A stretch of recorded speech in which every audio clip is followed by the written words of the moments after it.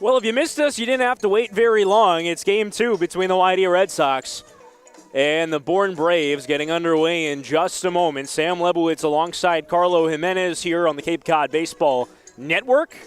The Red Sox down the Braves 4-2 in the opening game of today's action. A doubleheader that was supposed to happen yesterday, instead happening today as a result of some rain that fell here at Doran Park yesterday.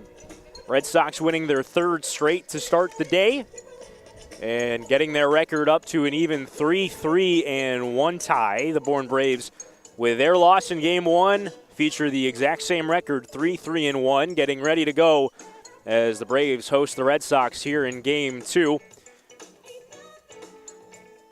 The pitching matchup in this one's going to be the right-hander out of the New Jersey Institute of Technology, Ryan Fisher, against the left-hander for the Red Sox out of Grand Canyon University, Connor Markle.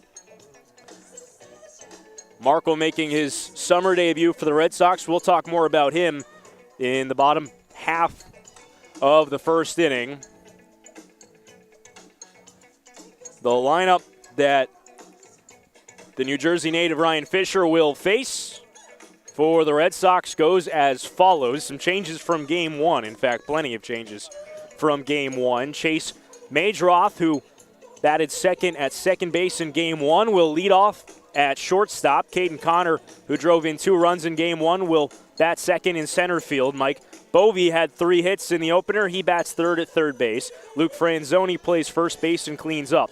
Johnny Long is the DH. He bats fifth. Jack Costello made his summer debut in Game 1. He's back in the 6th hole in left field. Gunnar Goldsmith came in for defense in Game 1. He plays right field, batting 7th. Fernando Gonzalez gets the start behind the plate, batting 8th. And Cole Roberts plays second base and bats 9th in his second start of the summer. They'll do it against Ryan Fisher, making his second appearance of the summer for Bourne. His first against Brewster on opening night. He went 2 2/3 out of the bullpen, scoreless, gave up 2 hits, walked 3, struck out 2. Fisher was the American East Conference Pitcher of the Year. A unanimous selection, went 7-2 with a 4.12 ERA for the Islanders. Struck out 82 batters in 87 1/3 innings. His best start of the season came out on May the 19th against Stony Brook. He threw a complete game, 9 innings, allowed 2 earned, struck out 14. Staff leader for the Highlanders in starts, wins, ERA, innings pitched, and strikeouts through 2 complete games. He gets the duties on the mound for the Braves as they will try to split this doubleheader with the Red Sox. Red Sox trying to sweep it and go above 500. As Braves are out in the field getting warm here for Game 2. We finished up Game 1 about 6:38 here in Bourne. And now it's 7:23, just about 45 minutes later, or 35 minutes rather. We will be getting underway here at Doran Park. As Chase Majdroth starts to drift towards home plate. We'll get you the defense for the Bourne Braves in this one. Ryan Leach will do the catching. Chris Brito is the first baseman. Bryce Elbin plays second. Dakota Harris is the shortstop. John Peck will play third. And the outfield left to right with Jacks in the corners. It's Jack Hurley in left, Jack Duffy in right. Elijah Nunez splits them down the middle and center. Chase Majdroth, right-handed hitter out of University of San Diego, made his season debut for the Red Sox in Game 1. Took an 0 for with a hit by pitch, 0 for 3 with a strikeout. Steps into the right-hand batter's box. Fisher working out of the stretch. The first pitch home is down the middle for strike 1. And we're underway here in the nightcap. Fisher, a tall 6'2", well filled out on the mound. Works closed off out of the stretch, front foot in front of the other, 0-1 home. Breaking ball off the plate away. Close pitch, 1-1 count on Chase Majdroth, who comes to the Red Sox today from Manhattan Beach, California, out of the University of San Diego. One of two toreros in the lineup for the Red Sox today, 1-1 home. Another fastball down the middle for strike two, 1-2 now on Majdroth. Majdroth played a solid second base in the opener today, made a really nifty play at second in the final seventh inning. 1-2. Foul tipped in and out of the glove of Ryan Leach. So we'll do it again. Red Sox winning the opener by a 4-2 score on a brilliant sunny day here in Bourne, which has now turned into a beautiful dusky evening with the lights on here at Doran Park. 1-2. Breaking ball swung on and missed for strike three. Slider running up and away from Majdroth, a strikeout victim. And that's how this one gets started. Center fielder, number 7. Caden Connor, the hitter now. Highest we've seen Connor in the lineup this season, Sam, and maybe a product of his 2 RBI game one. He did bat sixth in the opener and had a single and a pair of sacrifice flies. 2 RBIs. The 2 RBIs, the difference for the Red Sox. First one home to the left-hand hitter. Misses down and away a fastball. Infield playing straight up against the left-handed hitting Caden Connor. Red Sox wearing their normal road jerseys with the red tops. 1-0, misses down and in. White pants. Connor the red stirrup-style socks with his pants tucked in a little below the knee. His orange-accented Cal State Fullerton batting gloves with yellow tape on the bat. 2-0 is lifted along the left field line. Jack Hurley moving in towards the line, and he has room just fair to make the catch for the second out. It'll be interesting to see, Sam, how both starting pitchers begin this game, considering it's not your regular schedule. Both of them probably got to the field 5-6 hours before they were set for first pitch. And so now, how do you get into that rhythm? Trying to figure out the timing of when to start warming up, because these pitchers know exactly how much time they need, but they don't always have a set in stone first pitch time for that second game. He faces Mike Bovey here. Bovey first pitch takes up and away a fastball. Bovey had a really, really nice opening game to this doubleheader. Batting in the cleanup spot for the first time this summer. Reached base all 4 times. 3 hits, 2 doubles, 1-0 home. Is just beneath the zone for the second ball, 2-0 now on Mike. Both doubles were automatic doubles that hopped over the short right field fence. Down in the corner. 2-0. In there, a strike on the inside corner, another fastball. Dakota Harris, the shortstop, shaded slightly up the middle. Outfield swung around towards right. Elijah Nunez playing towards the gap. 2-1. Away, a fastball. Count goes to 3-1. Luke Franzoni would hit next if Bovey were to reach. Just getting underway here in the nightcap. Red Sox and Braves in game 2. 3-1 home. High fly ball on the left field line. This one's curling towards the concession stand, a foul ball. Runs the count full.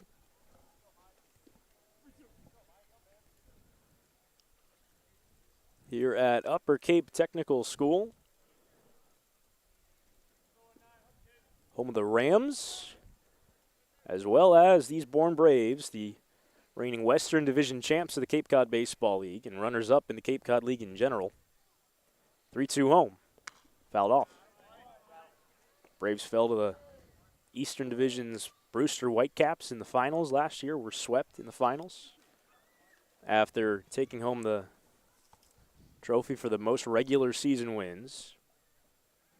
Not always how you start or even how you play through the regular season. Sometimes it's about how you finish, and the Brewster arms were too much for him. 3-2 home. In there, strike 3 called. Got him over the inside corner, a fastball. So Fisher strikes out a pair in the opening frame. To the bottom of the first, we'll get our first look at the GCU left-hander Connor Markle when we come back. Braves coming to the bat. Bottom of the first, coming up on the Cape Cod Baseball Network.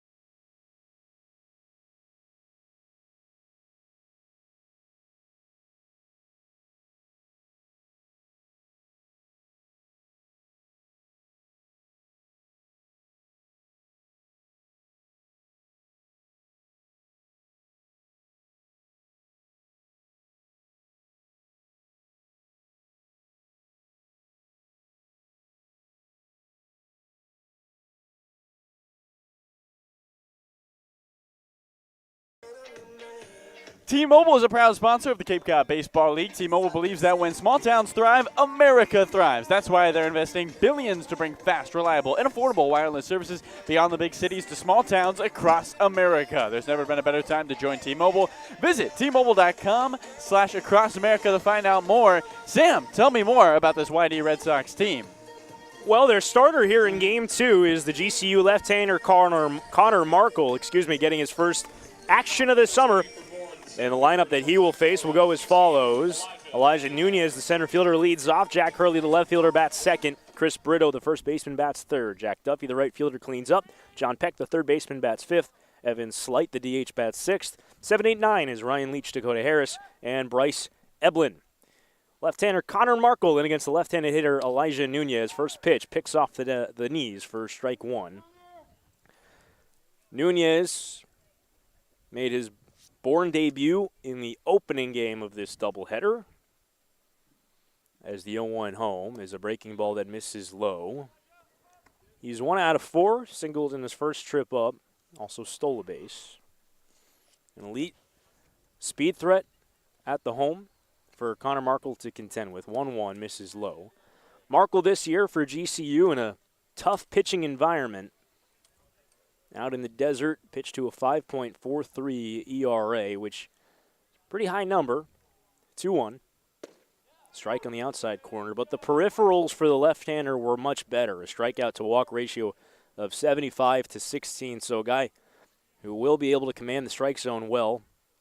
This is plenty of bats. That's more than a strikeout per inning as well. 2-2. Inside and missed to Nunez, the center fielder out of TCU. One of college baseball's best base stealers, stole 31 of 33 for Texas Christian. 3-2. Swing and a miss. He struck him out. Looked like he blew a fastball by him in on the hands, and Connor Markle strikes out his first hitter of the summer. And Jack Hurley will get his first licks of the summer, the ACC Player of the Year out of Virginia Tech.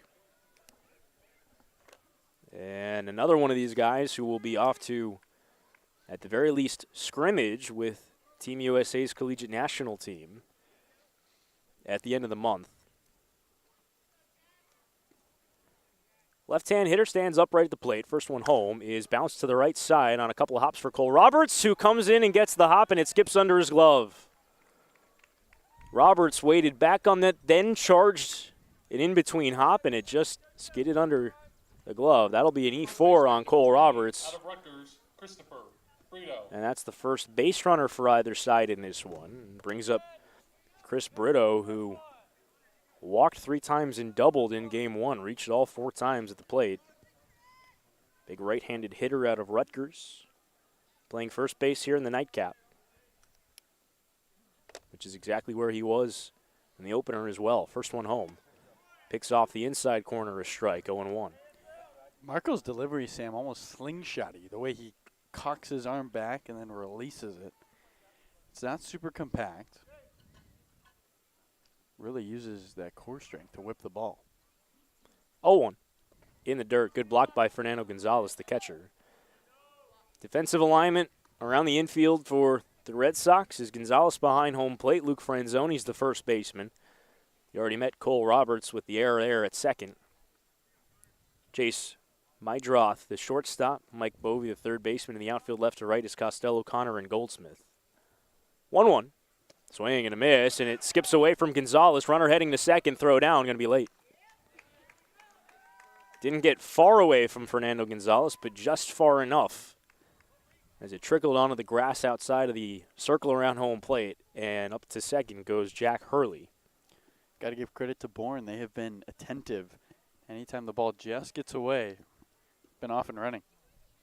Was a swinging strike on Brito, so a 1-2 count on him.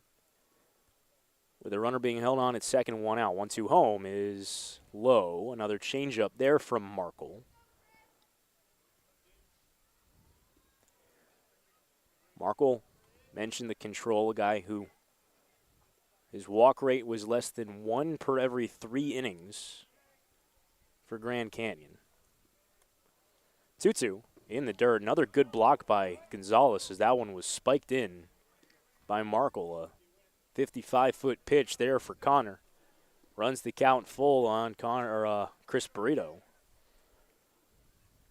Starting to see the wealth of talent that this YD team has at that catcher position. Schliger and Gonzalez, both very good. Gonzalez especially adept as a defensive catcher. One of the strongest arms you'll find on Cape. 3-2. Swing and a miss. He got him fishing on a changeup running away.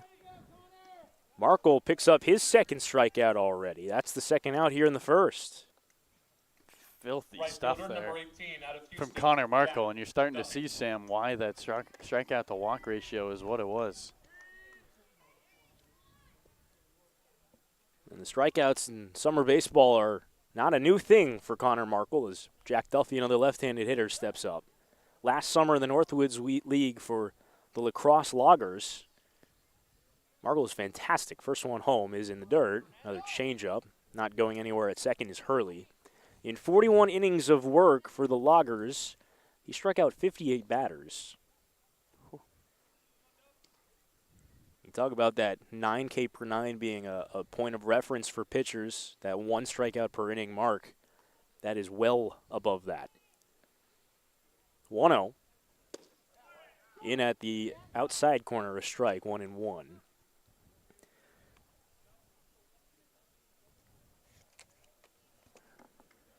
Jack Duffy in the opener today. 1 out of 4. Singled and scored in the 6th. 1-1.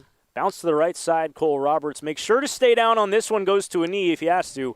Throws on to first in time. Inning over. So Markle works around the 1-out error. Strikes out a couple of batters in his first inning as a Red Sox. To the second we go. Scoreless here in the nightcap. Red Sox and Braves playing the second of 2 here from Dorn Park. We'll be right back.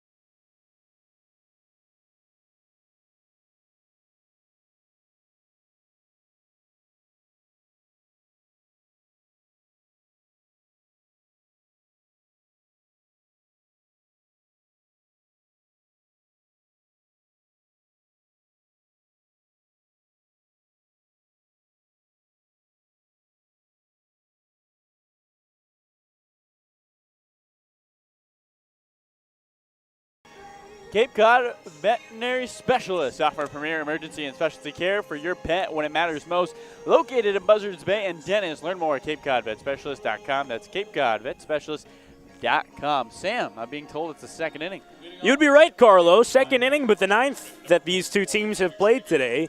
Nightcap of a doubleheader here at Doran Park in Bourne, Massachusetts. And the New Jersey natives will square off here to lead it off in the top half of the second. Luke Franzoni facing Ryan Fisher.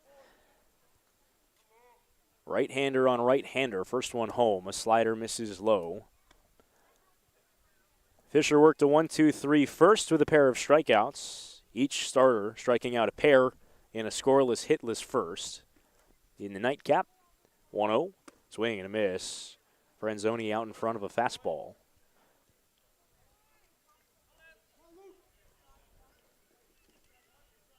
Franzoni from Robbinsville, New Jersey. 1-1.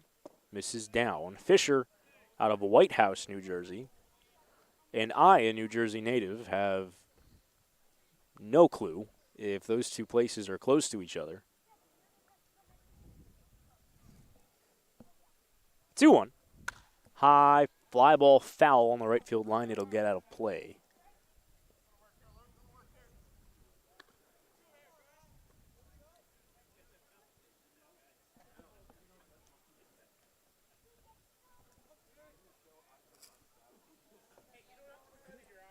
About 55 minutes. It's about 50 miles between these two hometowns. 2-2. Misses down. Count runs full on Franzoni. Looks like Franzoni's more South Jersey, Philly area, a little south of Princeton, and White House Station, where Fisher's from, is a little west of me towards Pennsylvania. 3-2. Misses down for ball 4, so Franzoni takes a leadoff walk. First base runner for the Red Sox kicks off the second here in a scoreless game. Sam Lewitz alongside Carlo Jimenez, my consummate co-broadcaster and researcher who got that answer on the New Jersey question for me. Trying to help you out. Is there any traits of those people from those different towns that you'd know of? Like, oh, somebody's from White House Station, they must be tougher. First one to Jonathan Long is a strike at the outside corner. I'm going to be honest with you, Carlo. I've never been to either of these places, nor do I know anyone from these places. So are they real places? They have to be. I mean, maybe. 0-1. Lifted along the right field line, moving over towards the line is Duffy. It's foul. Well, if Point Streak tells us they're from these places, we can only take Point Streak at their word. Point Streak will lie to you sometimes.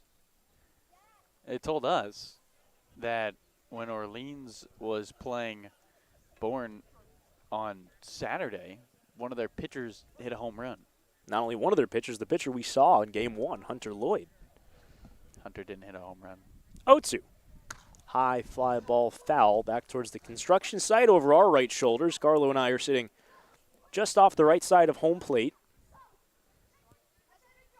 Between home plate and the Red Sox dugout on the first base line. Long right-hand hitter. Facing an 0-2 count with Franzoni at first. On its way. High fastball missed. Told you already, the Red Sox wearing their red tops with white pants. The Braves wearing their white tops, white pants, red hats with the navy blue brims. 1-2. Another foul back over our heads again. The red lettering on the back, the numbering, outlined both in white and in navy blue.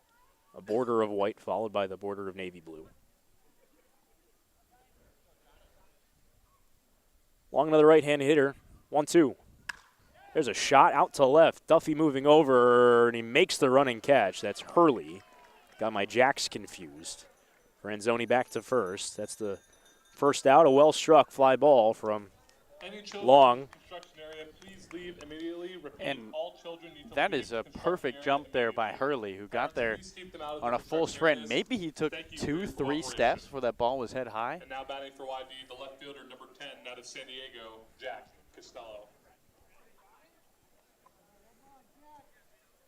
Jack Costello now. Another right-hand hitter. Batting against Fisher. First one home is pop foul and out of play. In the first game, Costello made his Red Sox debut. Took an 0 for 3.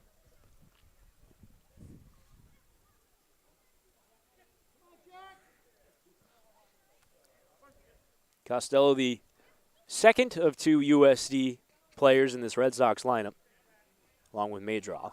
0-1. Popped foul out of play, back behind home plate.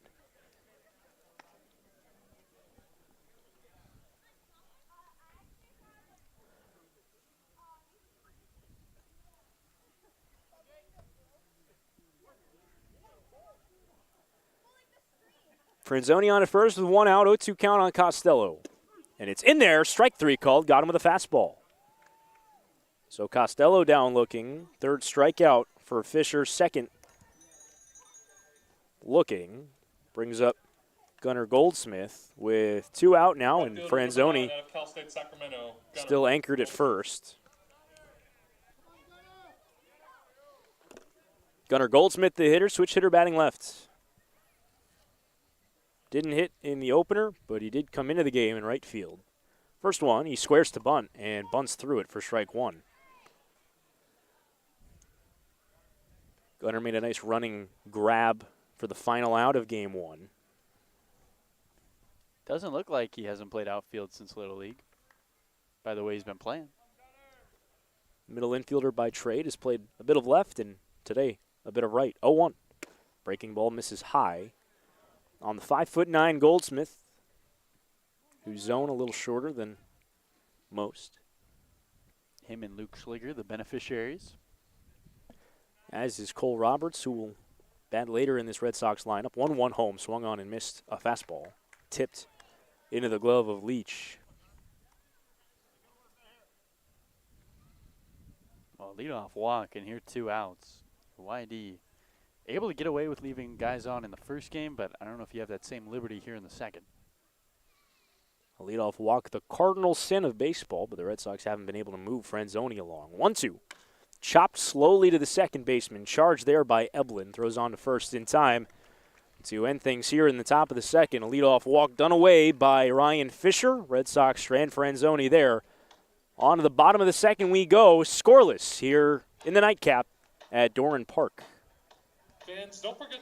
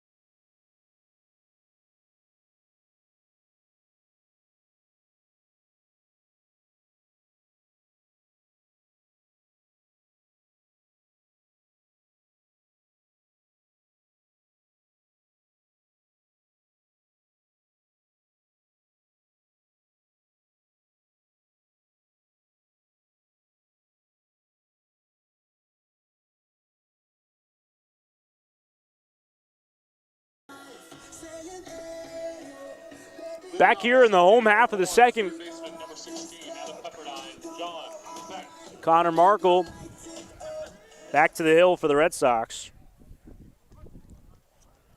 Gets John Peck to start, a right-handed hitter. First one on its way, misses low at changeup. Peck played short in the opener. He's playing third tonight. Nightcap of 2 between the Braves and the Red Sox. First and only trip the Red Sox will make here to Doran Park. Scoreless game first, or the 1-0 rather, is breaking ball that hits the back corner. 1-1 count now to the called strike. Markle out of the full windup, the 1-1 home. Skips in a changeup. In the opener in this one, Peck took an 0 for 4, pair of strikeouts. hitting .241 on the season so far. 2-1 home. Swung on and missed. A little slider running in on him. That was a big hack there from Peck. He put everything, including his back, into that swing. Came up empty, so an even count, 2-2 for Markle, who struck out a pair and a hitless first. 2-2. Skips in a changeup. Did allow a base runner on an error committed by a second baseman, Cole Roberts, but worked around it. 3-2 count here on Peck, the Pepperdine University infielder. Faces a 3-2 home. The other way foul towards the Red Sox dugout. Evan Slight and Ryan Leach to follow. Left-handed hitter followed by a right-handed hitter. This is 5, 6, and 7 in the Braves lineup.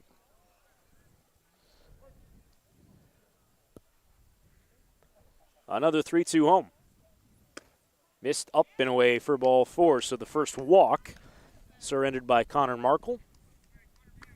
Comes here leading off the second, so Designated hitter, number 27, both pitchers Evan Slight.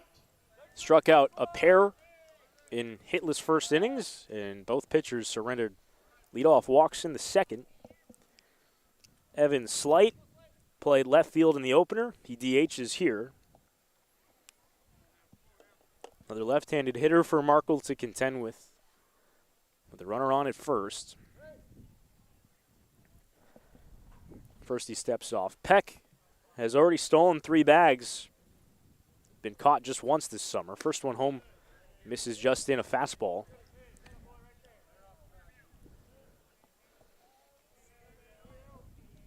Peck being held there at first. As every passing minute, the light stanchions here at Doran Park become more important. 1-0, misses low. Sun setting behind us. Still a blue sky above us, but that color starting to turn into dusk. 2-0, runner going. Pitch is boxed around by Gonzalez, and safely into second with a stolen base is Peck. Well, it's not Katuitt type base running, but this Bourne team showing us today they are aggressive on the base pass. Second stolen base of the day for the Bravos. Of course, Katuitt approaching 20 stolen bases, Sam. We've barely played a week of baseball. Been a big part of why they've started 7-0. 3-0 first to check in on Peck in at second. No throw, though.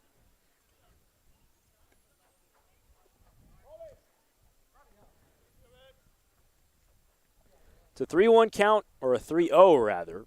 Connor Markle to Evan Slight on its way. There's a strike. Now it's 3-1. You're just telling the future. It's turned into a chilly night here in Bourne. Carlo, you packed accordingly. I did not get the memo that it was going to get cold. 3-1. Fouled off. I can't say I packed accordingly. I'm going to be honest. I found this sweatshirt in my backpack, so I got lucky. Should have brought pants, too. I am still in the T-shirt, polo, and shorts that I've been in all day, and it will continue to be that way. Well, it looks good. Thank you. I like to think that I dress the part. Runner on at second. Nobody out. Full count here to Slight. Another check-in on Peck at second before we get to see that pitch. Infield shifted around slightly towards right. Roberts playing on the outfield grass. Only a couple steps back. Madroth pretty much right behind the runner leading off second. 3-2. And it just missed inside for ball 4. So consecutive walks after we were singing the praises of Connor Markle's command. A couple of close ball 4 pitches, and the first 2 have reached for Catcher Bourne. Number 19, out of Marshall, Ryan Leach. And Ryan Leach, the hitter, with 2 on and none out. And Markle really tough ball 4s both times to Peck and Slight. I mean, borderline pitches. And the left-hander Markle gets the catcher from Marshall. First one home. Checks his swing, didn't go on a pitch away. Tight strike zone today.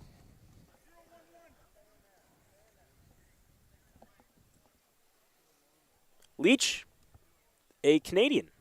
I believe the first Canadian that we've seen this summer, as far as I can remember, out of Whitby, Ontario. 1-0. Swing and a miss. Wild cut on a changeup running away. In 2019, Leach played for the Canadian Junior National Team. So we're talking about all these guys who are going off to the Team USA Collegiate National Team. Leach's version played for Canada. He's been there. The Junior National Team. He can still play for the Premier Squad. 1-1. Missed away. Lots of changeups from Markle. Guy who doesn't throw very hard. Appears, at least from our perspective, pretty junk heavy. I don't know if you've talked to him yet, Carlo, but this is Connor's first outing on the mound, really the first time we've actually seen him in a Red Sox uniform. 2-1. High fly ball to right. Goldsmith started over, in towards the line. He makes the running catch, and no tag from either runner as he fires in a strike to the cutoff man. Goldsmith getting a big round of applause from his dugout. Again, not a right fielder by trait, but this is a tough time of day, Sam, when the ball kind of disappears on you. Dusk, sun setting, lights just starting to turn on. Gunnar did a good job to track that down. Brings up Dakota Harris, the shortstop out of Tennessee. Number 10 out of Tennessee, Dakota Harris. Who pinch ran in the 7th inning of Game 1, did not bat. Switch hitter batting right. A 150 hitter through the early goings of this season. That's just 3 out of 20. No extra, or 1 extra base hit. It's a triple. First one coming home to him. Skips in. Fernando Gonzalez has been busy behind the plate as Markle has bounced quite a few off-speed pitches early in this one. Harris can run. Athletic shortstop out of Tennessee, originally from Land O'Lakes, Florida. Some of the better hair that we've seen on Cape this summer. 1-0, missed away. Long flowing vintage Jacob deGrom-esque locks flowing out of the back of his navy blue helmet.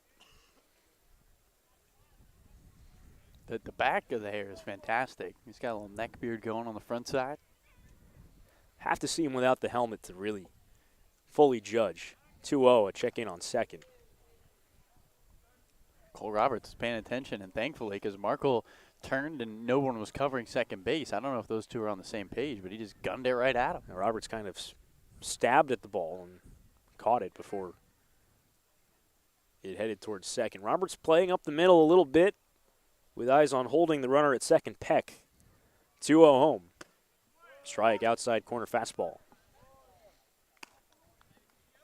Markle's been trying to paint that outside part of the plate, but it's been tight today.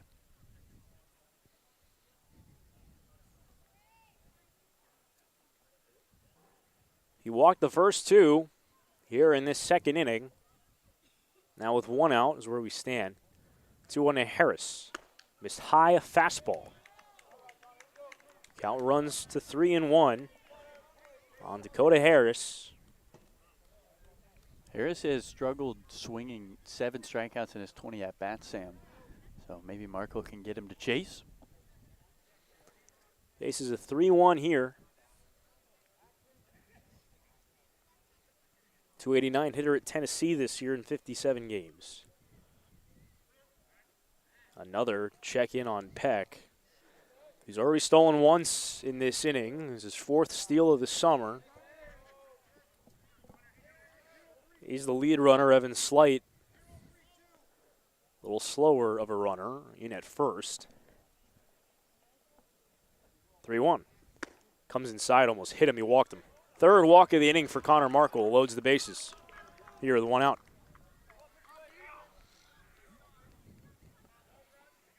Bryce Eblin, the hitter. Second baseman, number 4 out of Alabama. The 9-hole hitter, a lefty. Lefty swinger for Markle to face out of Alabama.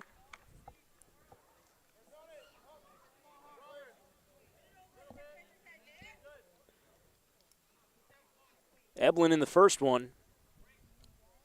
1 out of 3 with a double. That double was his first extra base hit and just his second hit of the season. 20 at-bats. First one home to him, misses down and away. This is where YD was able to get away in tough situations, as John Raiola wants to go talk to Markle. Sam, Bourne left 7 on the base paths, and every single one of the guys that left on base were left in scoring position. And so if you're the Braves, clearly that's where you lost that game, only losing by 2 runs. YD needs to be able to once again work out of traffic on the base paths. And Markle, a guy who's capable of perhaps getting out of this jam should he need to with a ground ball, a guy who we have already seen struck out 2 Braves in this game, so he's got the tools in his toolbox to be able to get out of this second inning jam. As he faces Bryce Eblin on a 1-0 count, sacks full of Braves here with 1 out, scoreless game, home half of the second in the nightcap. Infield playing straight up, hoping for 2 with the middle infielders back. Corner infielders playing in 1-0. Missed away. Now 2-0. Decent arms all around the outfield. Haven't seen Jack Costello's yet. But Caden Connor in center and Gunnar Goldsmith in right, both decent to strong arms, as time called by Eblin at home. Goldsmith a better arm than you'd figure out of someone who stands just 5'9", plays mostly middle infield. Markle sets above the belt, 2-0, miss low, and now it's 3-0. He's trying to get that fastball in the bottom of the zone, but just cannot locate it. And you can't go to the breaking stuff unless you're just trying to use a get-me-over pitch. Nowhere to put him. 3 balls, no strikes. Markle fiddling with the ball in his left hand. Comes set. 3-0 home. There's a strike down the middle. Sometimes that's all it can take, Sam. You see one hit the zone. Let's see if Markle's able to lock in. Action pitch here. Nowhere to put him. 3-1 count. You'd figure Eblin gets something good to hit here or finds it out of the zone. Bases loaded, 1 out. 3-1. There's a strike. Outside corner fastball. Good pitch there by Markle. Paints the corner. Runs the count full. 3-2. Back-to-back fastballs. Does he go to the changeup here and try to get Eblin to chase? Or roll over something? Markle working from the extreme third base side of the rubber. Comes set.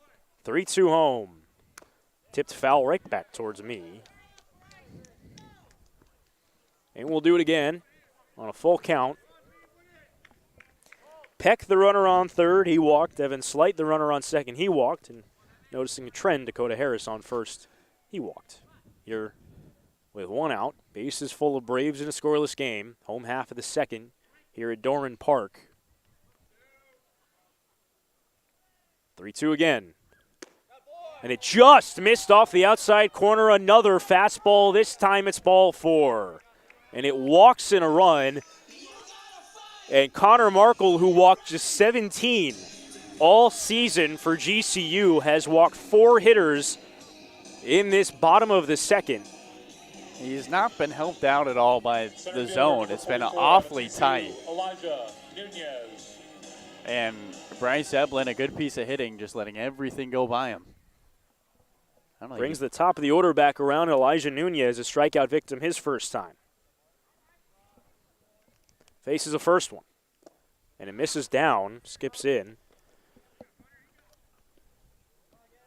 Lots of green on my scorecard in this second. I highlight the walks with a green highlight. More green than I thought I used here in Connor Markle's debut. A lefty known for his command. 1-0. Missed. No, this one a strike. A generous strike call, 1-1. A fastball that looked like it could have been away. Instead, works Markle back in the count, 1-1.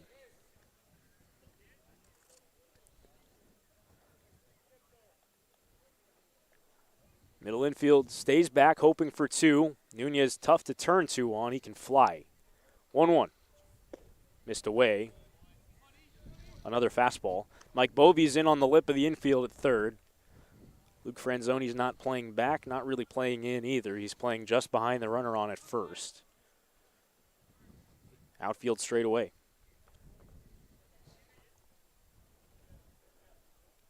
Nunez ahead, 2 balls and a strike. On its way. Slapped foul, just foul, wide of third.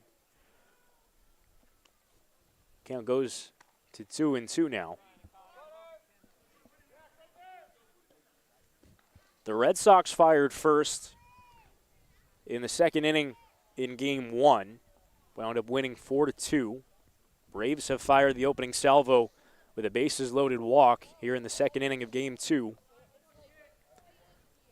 2-2 to Nunez. Chased in the dirt for strike 3, or did they say it's a foul ball? They're going to call that a foul ball. He must have just gotten it off the tip of the bat. And no real contention from either Fernando Gonzalez, the catcher, or Scott Pickler, the Red Sox field manager. Red Sox are starting to get some movement in their bullpen. Looks like Ivan Romero's throwing. 2-2. High fly ball out to right. Goldsmith in towards the corner. And he will track it down right in front of the fence in the corner. Fires back in the infield.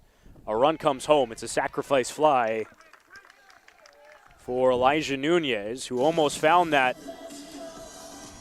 300-foot sign down the right field line.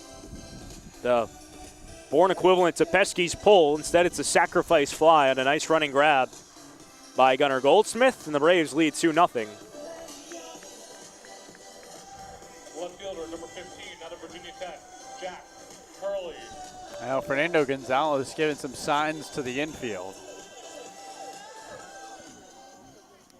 And so we'll see if Markle can keep this just to 2 runs of damage. He gets another left-hand hitter in Jack Hurley, who swung at the first pitch he saw and reached on an error as a ground ball rolled under Cole Roberts' glove in the first. He's fiddling with his belt before getting into the box, taking his time, making sure he's ready to hit. And he might not get the chance to face Connor Markle. Scott Pickler is walking out to the mound. Chase Mydroth has got something going on with his right foot. It looks like he's holding his right calf. Again, Mydroth got here yesterday on a flight from California. He's had quite the amount of travel and is playing in what is now his 10th inning of the day. And, yeah, it's Scott Pickler going out to talk to Mydroth instead of his left-hander, along with the Red Sox trainers. I'm not sure if it happened. It must have happened on the throw-in from Goldsmith in right. Mydroth cut that off right behind home plate.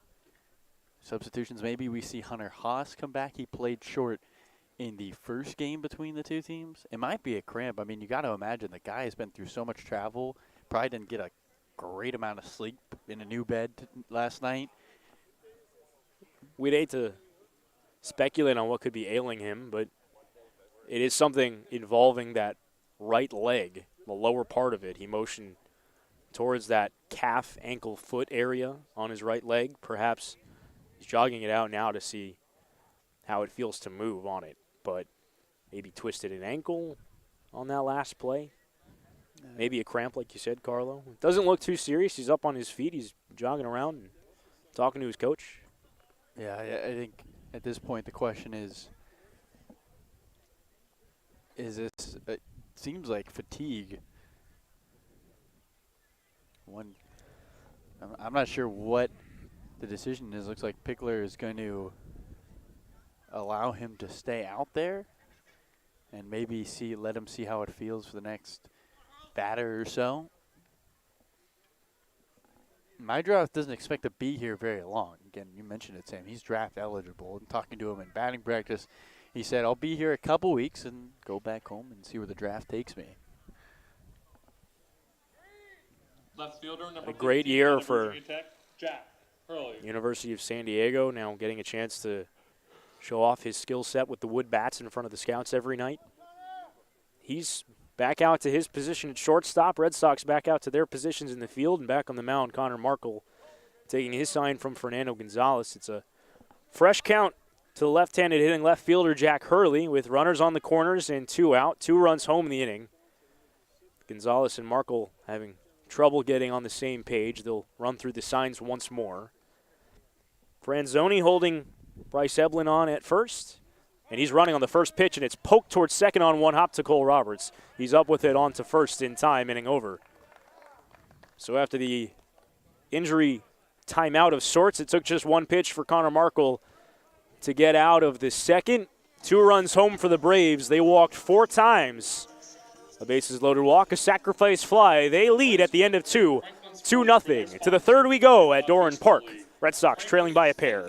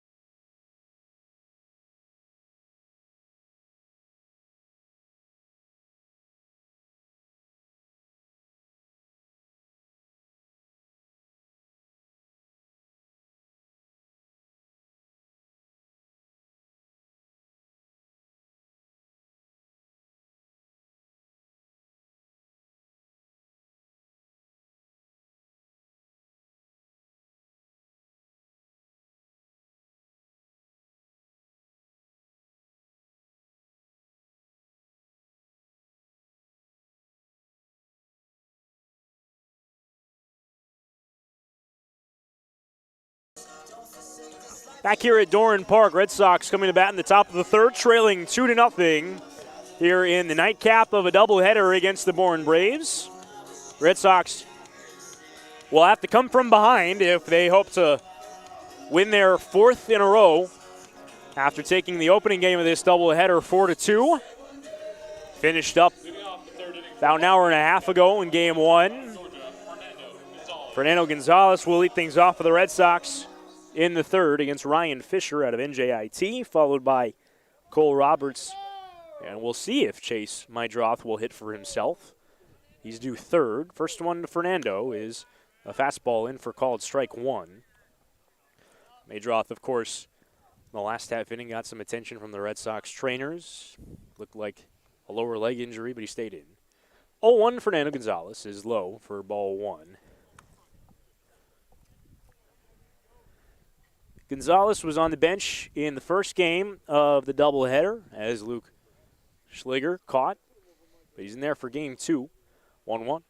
Skips to the backstop, a fastball, and hits off the brick behind home plate and bounces right back towards Ryan Fisher in between the mound and home plate.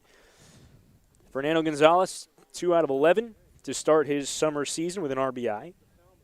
Those 2 hits both came in the 11-0 win for the Red Sox on Saturday against the Mariners. 2-1. Swung on and missed a fastball. Last time we saw Fernando in game action, of course, Red Sox and the Braves were supposed to play this doubleheader yesterday. They were rained out. And instead of an off day today, we get the makeup games. 2-2. Just missed beneath the zone. Another fastball from Fisher. A tight strike zone tonight. It's been consistent, though, so far. And that's really all you can ask for. Been pretty much down the middle for both teams. A tight zone for either side. 3-2. Chopped slowly to short. In comes the shortstop. Harris. His throw to first is in time by a step. Gonzalez made it close, but Harris able to reach the slow roller just in time. Second baseman, number 6, out of Loyola Marymount, Cole Roberts. And Cole Roberts will bat for the first time. 9-hole hitter for the Red Sox, the second baseman. Haven't seen Cole getting that bat, feels like in a while, but he did hit in that game against Harwich. Came in as a pinch hitter late in that 11-0 Red Sox win. First one coming to him is a strike, a fastball. He's hit just 4 times this year, though. At-bats have come few and far between for Cole. His second start, first one since Brewster on June the 13th. He's 0 for 4 this season. 0-1 is nubbed slowly in front of the mound. Fisher off the mound to get it. His throw to first is in time. And that's the second out. Back to the top of the order, and it will be Chase Mydroth who will hit for himself. Ryan Fisher dealing right now, Sam. Just the 1 walk allowed, but everybody else has been sat down, and he hasn't reached a lot of 3-ball counts. Manning the strike zone, mostly fastballs, a few sliders, a few changeups. But has looked strong on the mound. Red Sox hitless first time through the order, back around to the top in Chase Mydroth. First one coming to him is fisted foul right side and out of play. Mydroth, the strikeout victim, his first time through. Batted second, played second in the first game of this doubleheader. Batting leadoff, playing shortstop here. If he can reach, Caden Connor would hit. 0-1. Swung on and missed the fastball, blew it by him. Quickly an 0-2 count for Mydroth. Wears a dark blue shin guard on his front leg, a black elbow guard on his front arm. 0-2 is bounced back to the mound, fielded there on a hop by Fisher. Throw on a first is in time. Underhand toss to end the inning. 1-2-3 go the Red Sox. 3 balls on the ground. They're hitless through the first 3. They trail 2-0. To the bottom of the third we go here at Doran Park. The Braves lead the Red Sox 2-0. The Braves would like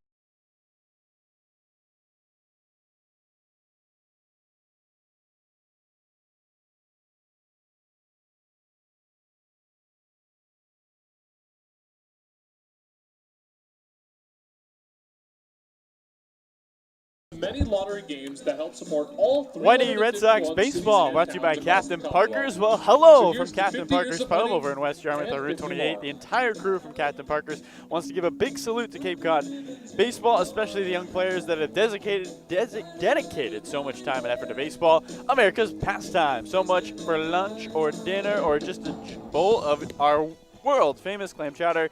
Captain Parker's, easy to find but awfully hard to leave. Red Sox baseball is also brought to you by MP Sports Cards. MP Sports Cards is proud to sponsor the kids' baseball clinics. If you are a sports card collector, be sure to stop by and check out the latest releases. Grab graded cards, supplies, and more. A local favorite for hobby enthusiasts across Massachusetts.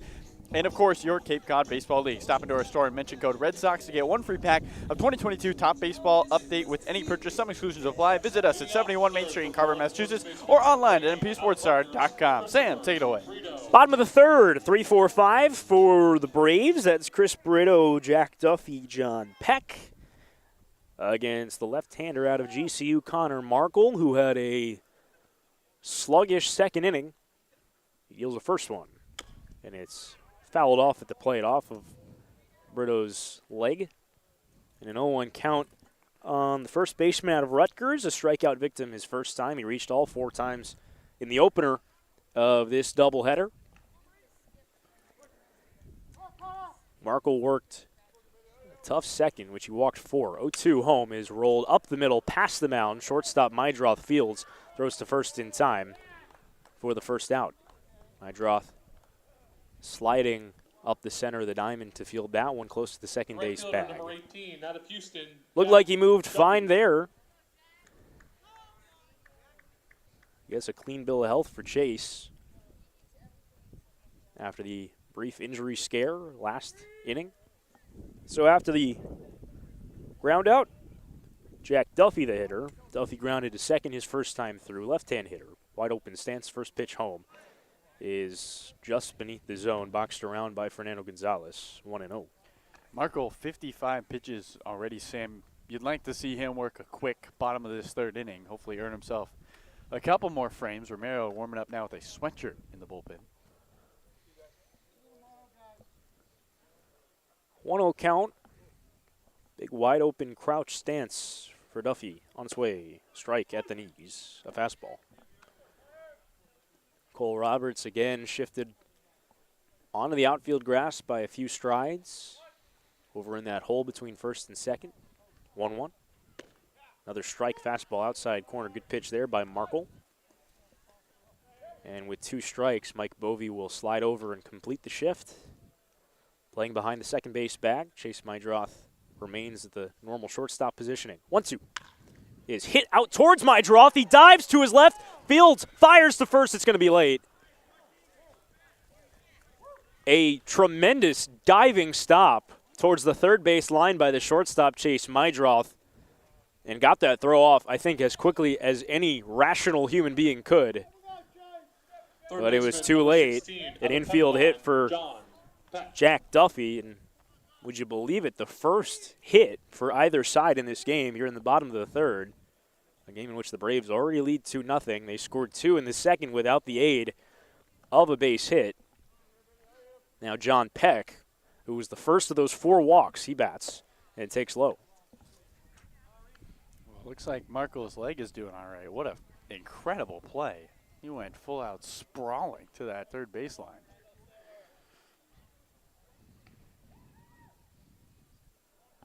One-0 count on Peck. A check in over at first on Duffy.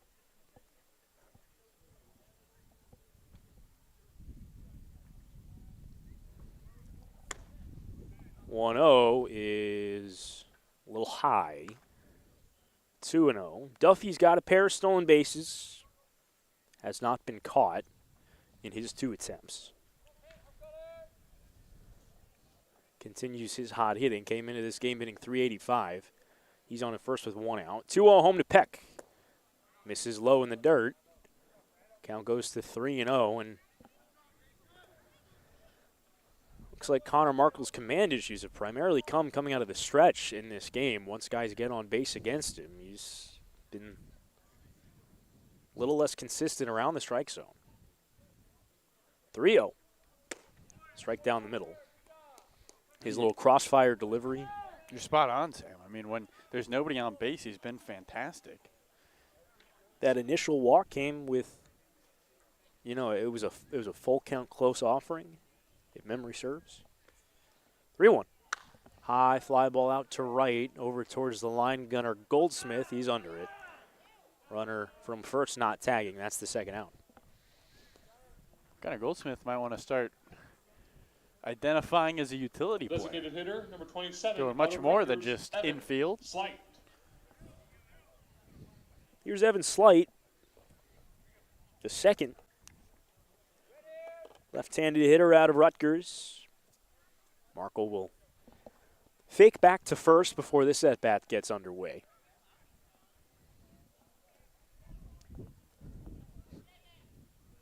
First one, home runner going. Throw down by Gonzalez is a little high and towards the shortstop side of the base, so Duffy reaches on his 3rd stolen base of the season. And the Braves have a man in scoring position with 2 out. And a 1-0 count on Slight. It's the first pitch missed inside.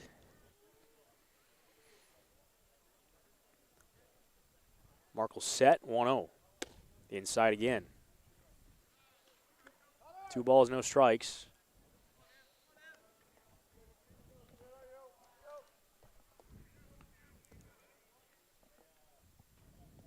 Slight, a .231 hitter coming into this game.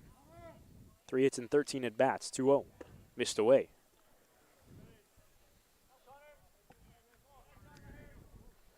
Massachusetts native, who started his collegiate career with Virginia, did not play in 2020 due to injury, then transferred to Rutgers. He's been fantastic for 2 years. 3-0. Fastball, a strike. Really, it's been the first pitch, it seems like, for Markle, Sam, that has told the story of every at-bat. He's been falling behind 3-0, 3-1, time and time again. Trying to get his bearings here in his first outing on Cape Cod. 3-1 home is fouled off. It's a good effort. You know, there's a net between me and the ball, so I don't think I was going to get it regardless. But I did make a move towards it. Just, you're at home listening. You kept your body square to the ball. Nice shuffle to the right. Bent the knees. It's been about 4 years since I've been on a ball field, but I like to think that I'm still a little quick on my feet on those grounders. Hey man, couldn't tell from that move. You look like you've been playing all day. Here I am behind the mic, though. 3-2 count to Evan Slight. Runner on second, 2 out. On its way. Missed beneath the zone for ball 4. Close pitch, but Slight takes a walk for the second straight at bat. Catcher number 19. And he's on at first. And I think Scott Pickler has seen enough. He's going to go and pull his left-hander. Connor Markle walked 5, allowed just 1 hit. He will exit this game with 2 on and 2 out in the home half of the third of this 7-inning doubleheader game. And it looks like it'll be Ivan Romero, the USD right-hander, will make his second appearance for the Red Sox out of the bullpen. We'll introduce you to Ivan when we come back. 2 on, 2 out for the Braves. Home half of the third. They lead the Red Sox 2-0. We'll take a quick break.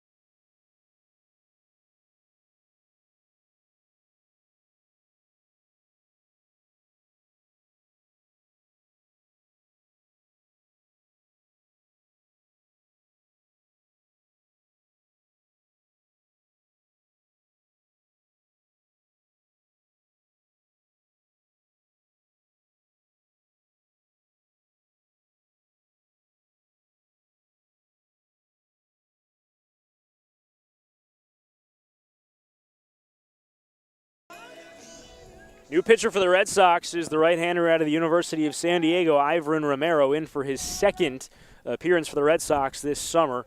Ivan threw a scoreless frame with a strikeout against Harwich to close that 11-0 win on Saturday. He faces Ryan Leach with 2 on and 2 out. Here in the bottom of the third, 2-0 Braves lead. Leach squares to bunt, takes a strike.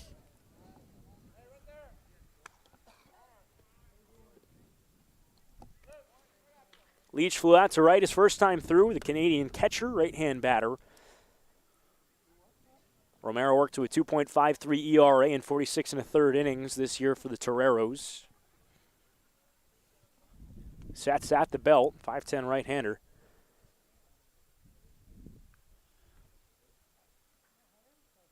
Deals an 0-1, runners going, and it's lifted short to right field. Goldsmith in, Franzoni out. It's the first baseman, Franzoni, to make the catch and end the inning. So Romero comes in and gets his assignment out to push us through to the 4th inning here at Doran Park. The Red Sox trail the Braves 2-0.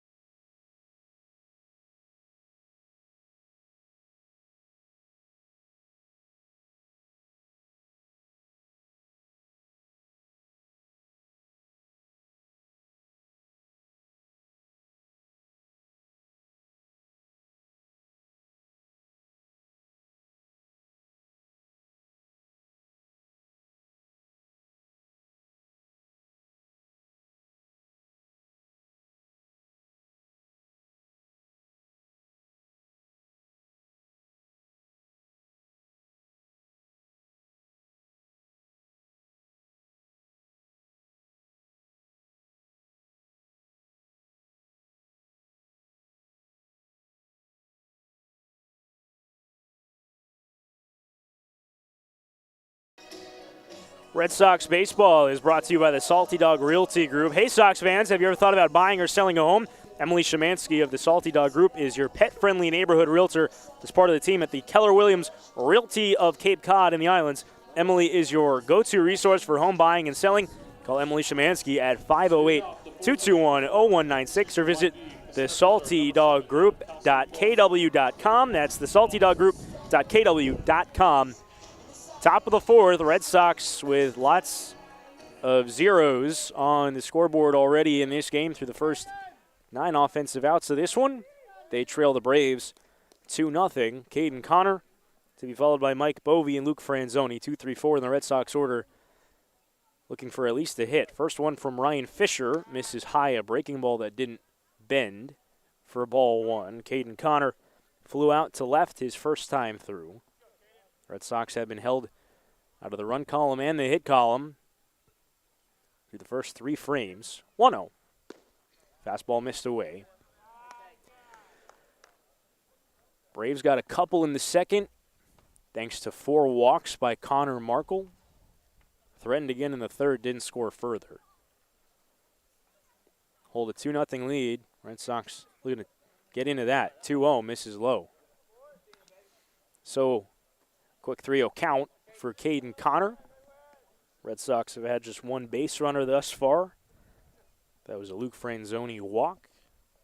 He will hit in this inning. 3-0. It's a strike. The crowd that we had in the day game of this doubleheader has dwindled. We had lots of fans along the terrace, along the third base line behind the Braves dugout. 3-1. Slash foul, left side out of play. Count runs full. Fans bringing their own lawn chairs and setting up camp at a ballpark where the only bleachers are directly behind home. 3 rows of bleachers between the press box and the field of play for scouts and scouts only. 3-2 on Caden Connor. Missed low, just beneath the zone. A fastball for ball 4. So the Red Sox, for the second time, aided by a leadoff walk. They'll try to make something of it this time with Mike Bovey, the hitter.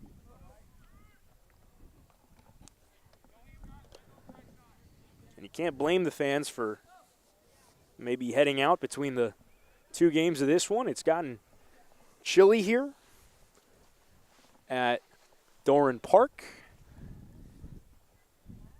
First one to Bovey. Strike on the outside corner, a fastball as the sun has set. The sky's a dark navy blue with some specks of light out beyond the parking lot past the left field line as the sun is setting in that direction. 0-1. Inside corner, a strike. Bovey had to move out of the way a little bit. Doesn't agree with the call. An 0-2 count on him. With Connor on at first, none out. Tying run at the plate here in a 2-0 game. 0-2.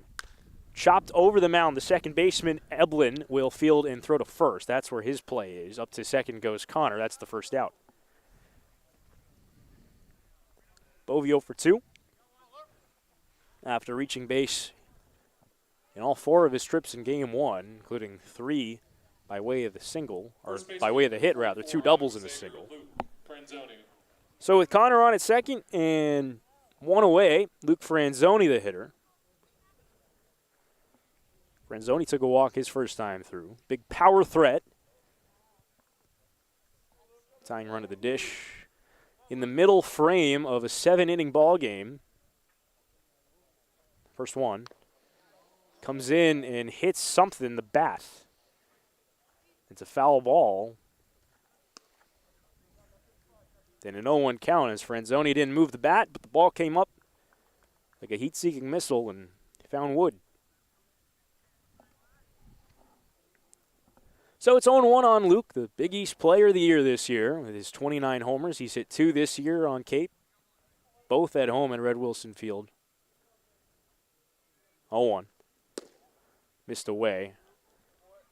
Rather, one at home and one in Orleans at Eldridge Park. That was on opening night. The other one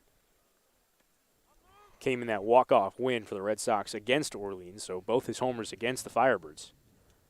1-1. Breaking ball, hit pretty well out to right center field. Moving back in the gap goes Duffy. Easing back, he makes the catch.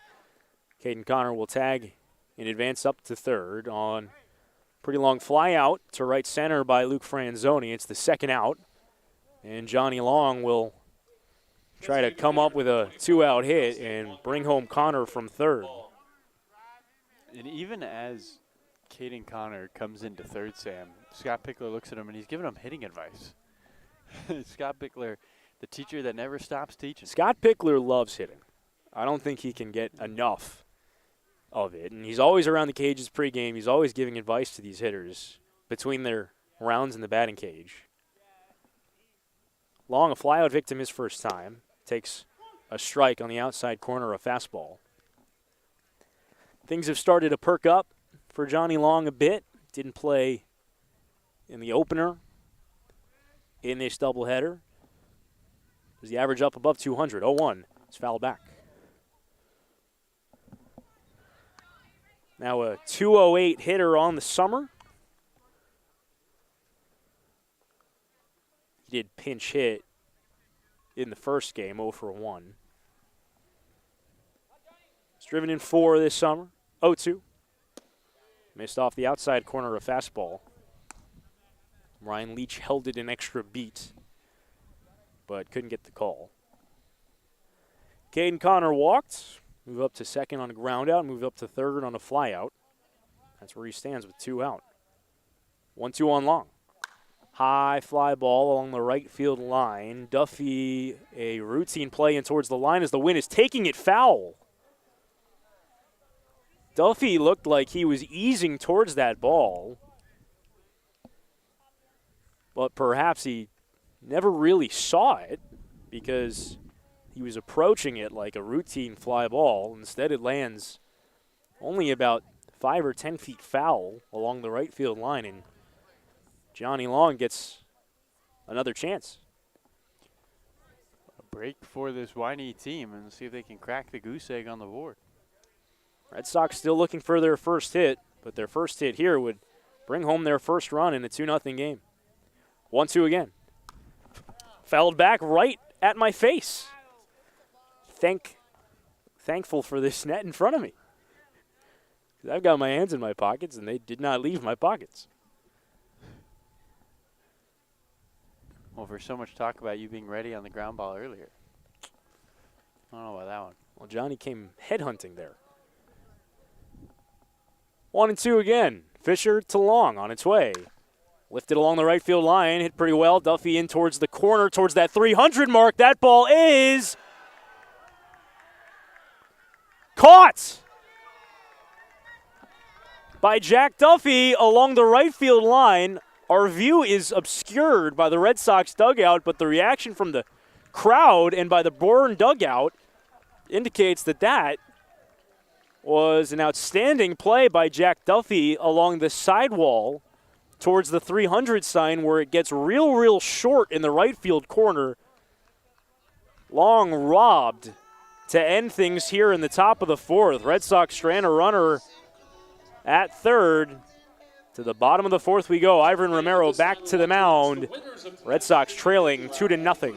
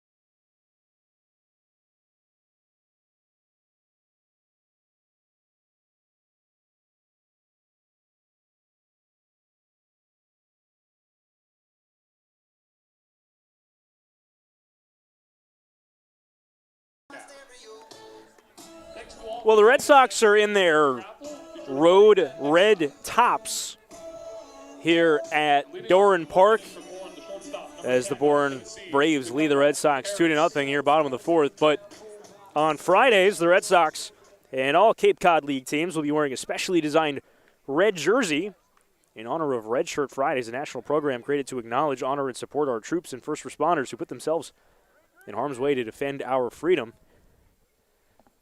It'll be the switch hitter, Dakota Harris, to lead things off against Ivan Romero. First one home is an off-speed pitch that missed away. Harris walked his first time through. Red Shirt Friday is sponsored by Zephyr Hats, the Massachusetts State Lottery, and OT Sports. Support our troops and first responders by joining us in wearing red every Friday. 1-0. Fastball strike. Ivan Romero working his second inning of relief for the Red Sox, who didn't get the outing that they had hoped for out of Connor Markle, the GCU left-hander. 1-1. Skips in for ball 2.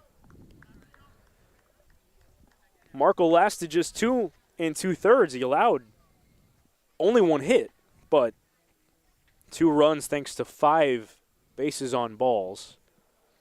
2 strikeouts. That's the final line on Connor Markle. Romero came in with 2 on and 2 out and got an out. 2-1. Strike at the knees. A fastball. Good pitch there by Romero. Romero working out of the full windup, but holds the ball off to his side. Jittering on that front foot. 2-2 home. Fouled off. Out towards the building just beyond the field here. Looks like a gymnasium of sorts for Upper Cape Tech. It is the gymnasium. By the looks of it, Gymnasium C. There's a big C right above one of the doors. 2-2 home.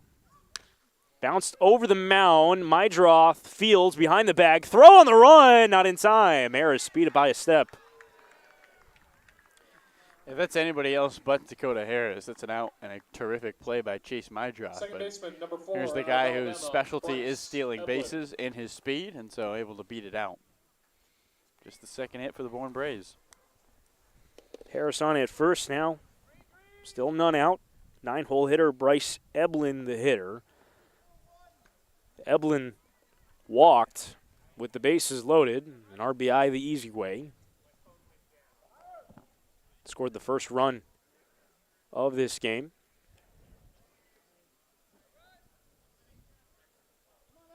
Checks his sign, gets into the box. Romero working out of the stretch with the runner on at first. First one. Squares to bunt and takes it just high. A ball and no strikes. And the Braves using, rather than classic baseball sign sequences, using codes that Coach Landers gives out from the third base coaching box, and Eblin having to check his reference sheet before getting back into the box. 1 out, runner going. And it's lifted along the left field line. Costello going back towards the corner, pulls up in the corner, makes the catch, and having to hustle back to first base is Dakota Harris. Costello ran a long way, wound up making that catch just in front of the 330 sign down the left field line in the corner. Eblin showing off some opposite field power. Instead, he's a long first out. Harris was off with the pitch, remains at first. Back to the top of the order, and Elijah Nunez, who has struck out and driven in a run with a sacrifice fly. First one coming to him. Harris starts and stops as Nunez takes the ball.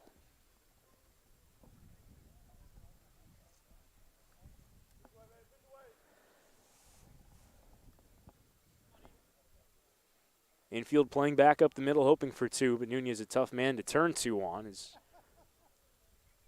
He's got elite speed.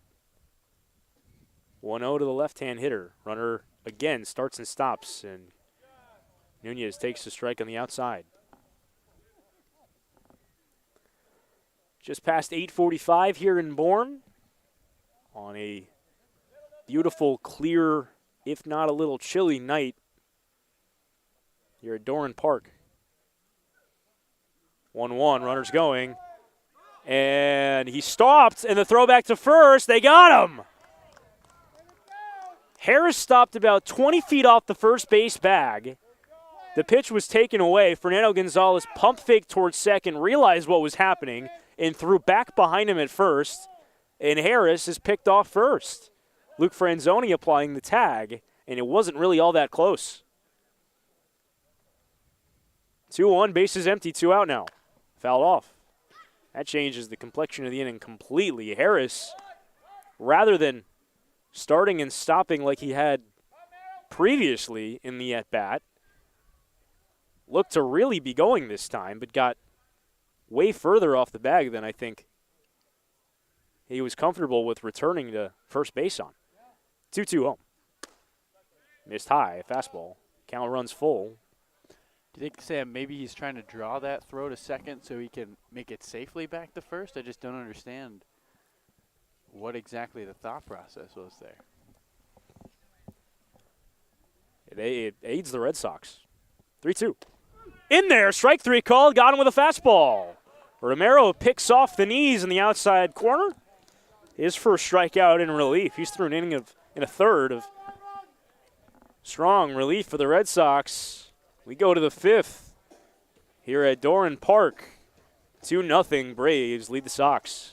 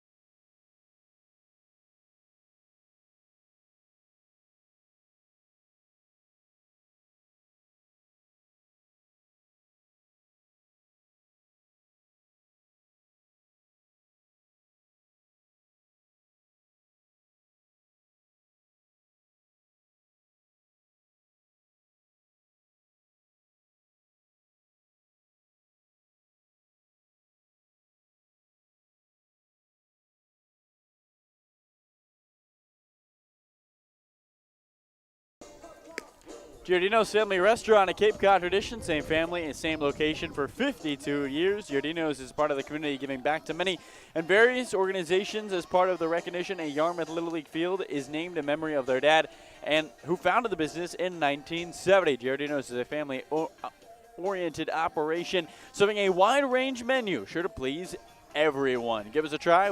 You will come back. Visit us at 242 Main Street, Route 28 in West Yarmouth, or visit Giardino'sFamilyRestaurant.com. Sam Lebowitz, 5th inning. Red Sox trying to get back in this ballgame. 2-0 game. Jack Costello leads this off and takes a slider over the inside corner for strike 1. Ryan Fisher has been outstanding. Left fielder number 10, Jack Costello.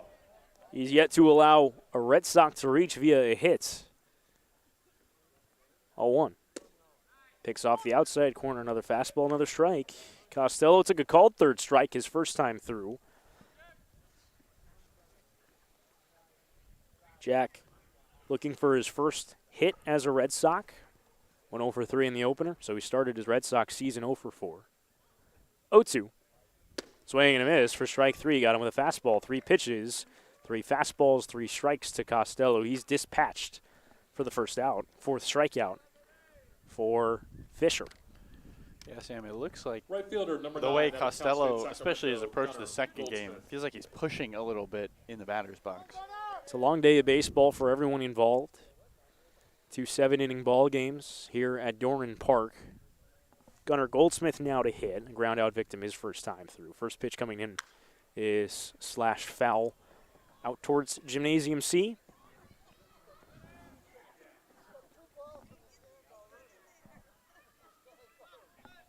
Fisher has struck out 5 now, or 4 now, rather. Has walk 2, is not allowed to hit. 0-1. Swung on and missed, a fastball.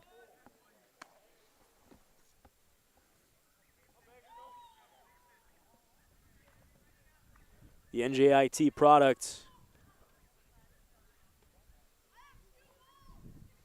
gave up just 2 hits in 2 2/3 of relief in his first outing. 0-2. Missed off the outside.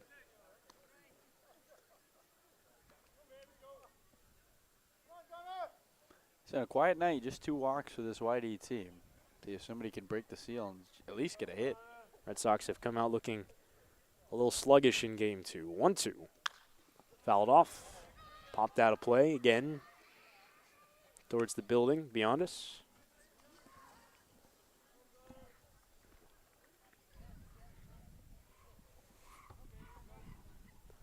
But it was a tough task that they were tasked with here in Ryan Fisher, the American East Conference Pitcher of the Year.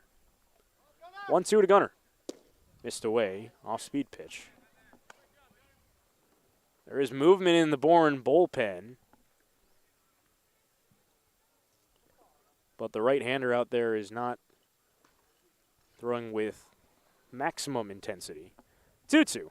Swung on and missed for strike 3. Fastball running in on Goldsmith. Back-to-back strikeouts for Fisher. That's his 5th K. Out of Georgia, Fernando Gonzalez. And Fernando Gonzalez, who grounded out his first time through, will give way to a pinch hitter, Luke Schliger, who started the first game behind the dish. Will hit in Gonzalez's stead with the bases empty and 2 out.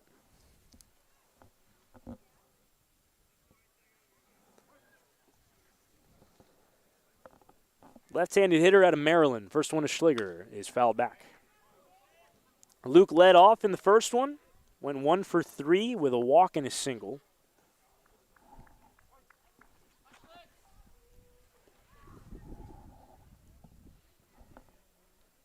Bases empty. Top of the 5th of a 7-inning game. Red Sox trailing 2-0. 0-1. Breaking ball. Drops in strike 2. Schliger shakes his head. Red Sox without a hit thus far. It's Tyler Vogel, right-hander out of Jacksonville University, is warming in the bullpen for the Braves. 0-2 in the dirt. Breaking ball there from Fisher. Jordan Thompson, who we also saw debut in the opener, is out on deck to pinch hit for Cole Roberts. Coach Pick starting to consider using some of his weapons. 1-2 is rolled past the mound, up the middle, fielded by Harris. Throw on the run is in time. Outstanding play by the Tennessee shortstop, ranging to his left and throwing on the run to get Schliger, who runs pretty well. It's 5 no-hit frames for Ryan Fisher to the bottom of the 5th. We go here at Doran Park. The Red Sox trailing 2-0.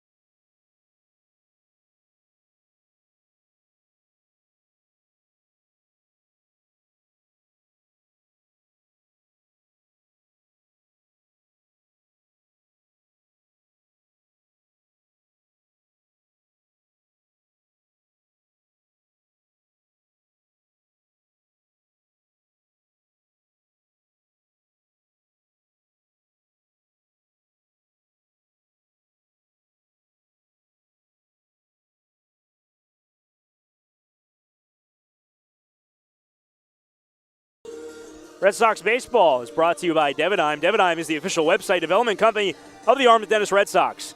They designed and developed our website and help us with marketing to bring more fans to games and more visitors to our website. Devidime helps organizations generate more leads and maximize their marketing budget. Check out devidime.com to learn more, and be sure to like Devidime on Facebook. That's Devidime, DEVADIGM.com, Devidime.com. Ivan Romero back out on the mound for the Red Sox, who trail the Braves 2-0 here in the bottom of the fifth. Luke Schliger, who pinch hit for Fernando Gonzalez in the last half inning, stays in the game behind the plate. No other defensive changes for the Red Sox at the moment, as far as we can tell. Romero facing 2-3-4 in the Bourne lineup. Jack Hurley, Chris Brito, Tyler Duffy. First one home, misses up and away. Hurley in this game is none in 2 tries. Reached on an error, grounded out. Romero out of the full windup. 1-0 home is fouled back.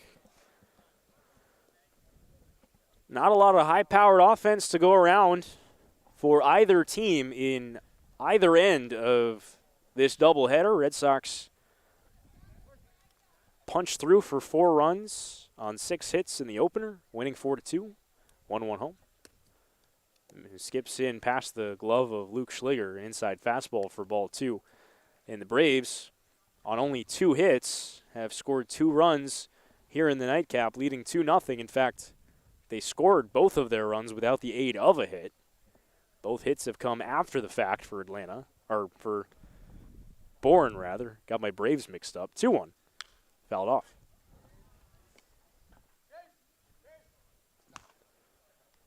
I mean, there hasn't been any offense in this game. If you like pitching duels and meaningless base hits, welcome. Sack flies. The Red Sox had 2 sack flies. The Braves have a sack fly in this game. 2-2. Chased the changeup for strike 3. Got him swinging. So Ivan Romero has, with that, struck out consecutive hitters.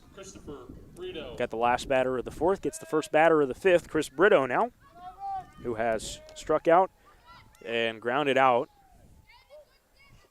Talk about offense. It was the corner infielders who were getting it done in game 1. Brito, 3 hits, or rather reached base 4 times. First one coming to him, misses up and in. He doubled, walked 3 times. And for the Red Sox, Mike Bovey, the offensive star in that one, who had 3 hits, including 2 doubles. 1-0. Misses low. 2-0 from Romero. Romero came into the game with 2 out and 2 on in the 3rd. And outside of an infield hit, has allowed nothing in his now hitting in 2/3. Looks like it's his ball game, at least for the time being. 2-0. Lifted foul towards the construction site over our right shoulders.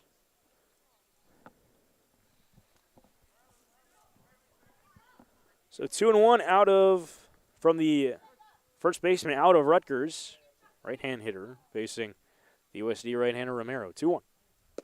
Changeup drops beneath the zone.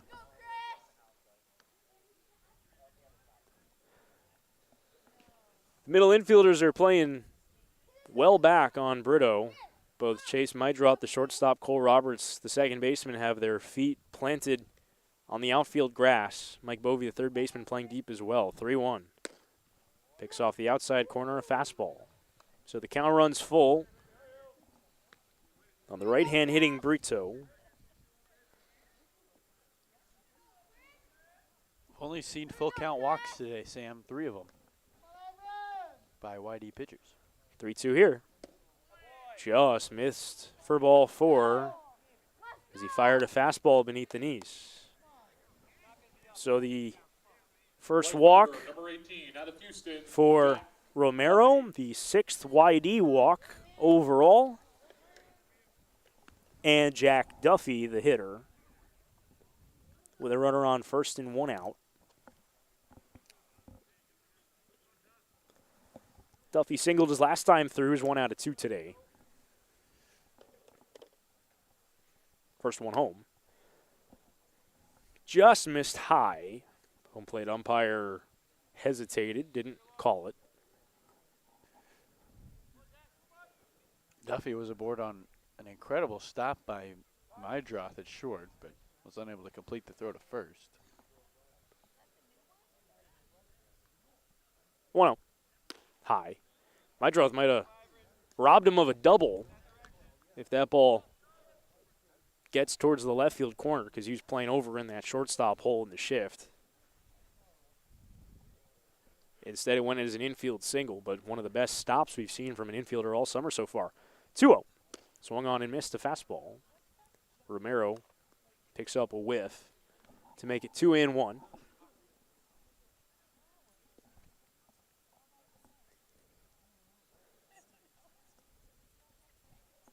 With a runner on first and 1 out, Red Sox trail 2-0 in the bottom of the fifth. 2-1. Fouled back.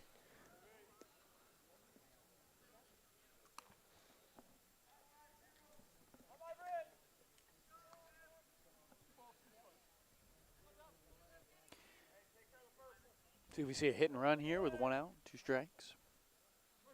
Brito has been bouncing off the bag at first, taking large leads. It's a 2-2 again. On his way, not going. Swing and a miss. He got him with a changeup, running away. Duffy, a strikeout victim. Third K in relief for Ivan Romero. Second of the inning. And here's John Peck, who has walked and scored and flown out.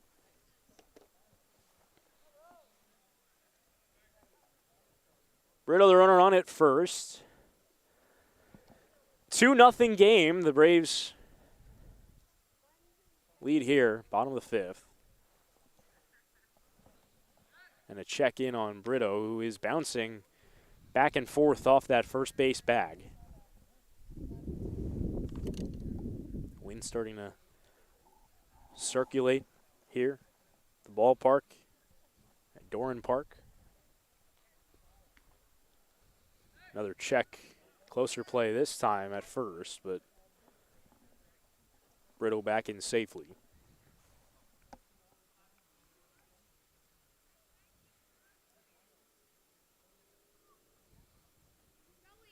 Brito has a stolen base in this doubleheader. Another check. He stole a bag in the first game.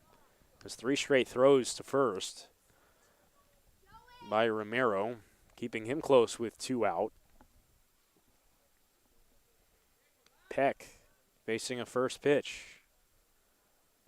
On its way. A strike.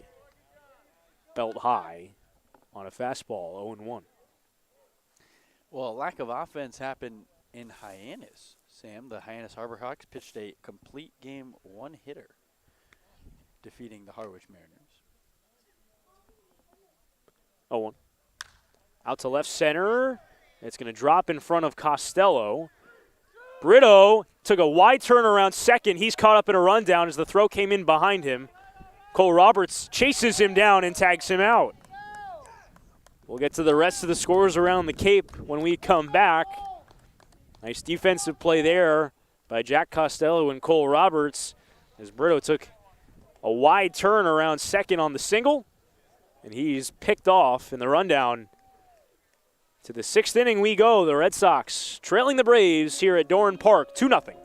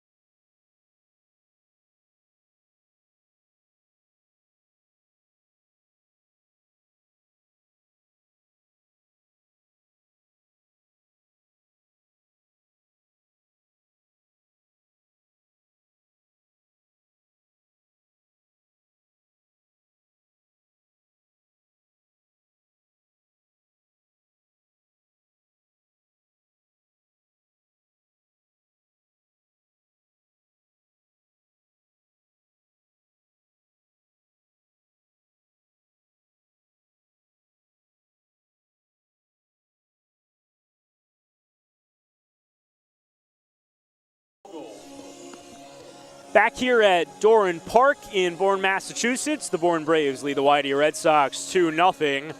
And after 5 hitless frames, Bourne right-hander Ryan Fisher is out.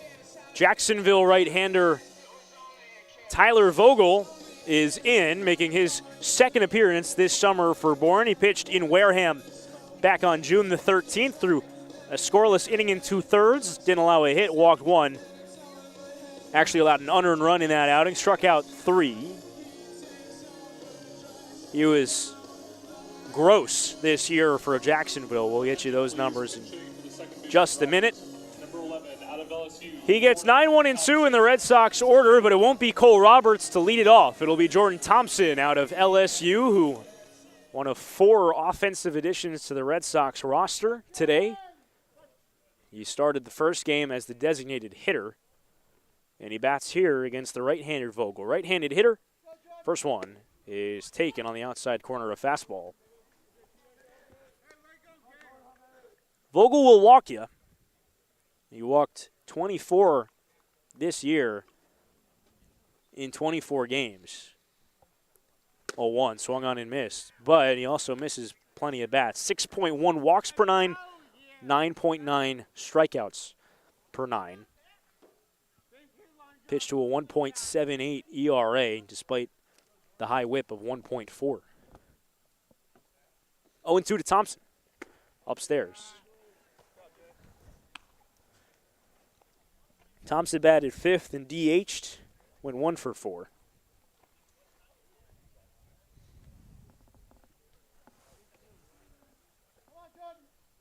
One, two. Breaking ball. Skips in. Count even. Thompson, a standout at LSU, started every single one of their games. He was their starting shortstop. His first day on Cape for the Red Sox this summer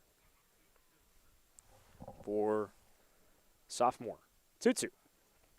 In there, strike 3 called. Got him the outside corner with a fastball.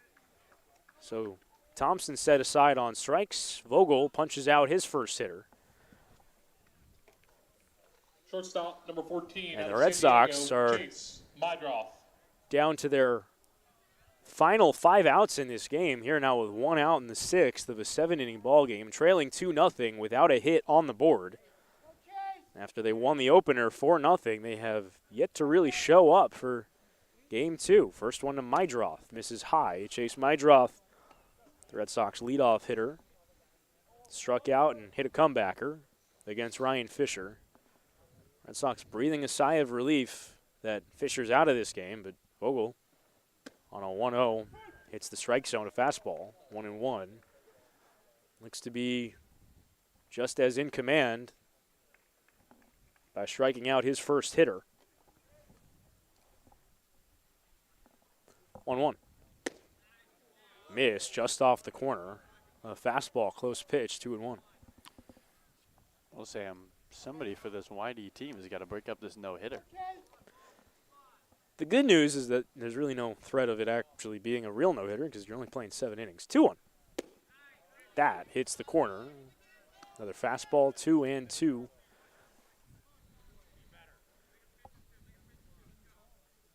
Chase Mydroff is struggling here, not agreeing with a couple of these calls. He's taking his time stepping out of the batter's box.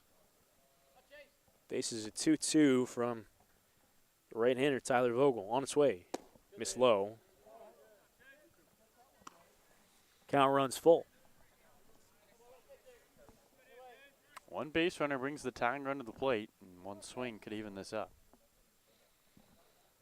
Red Sox have had just 2 base runners. Those came by walks. 3-2 to Mydroth. Slapped foul on a line drive heading the other way.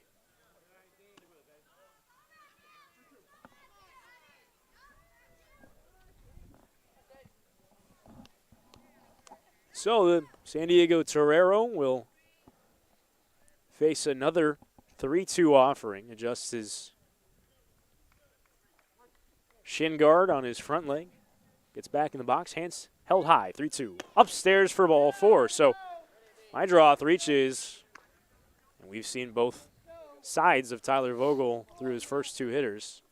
Lots of Center fielder, strikeouts, number lots 7, of walks. Cal State Fullerton, Taden True to form, a strikeout and a walk to his first 2 hitters. Mydroth's on board, and Caden Connor will hit. Connor was the last Red Sox to reach as he walked leading off the 4th.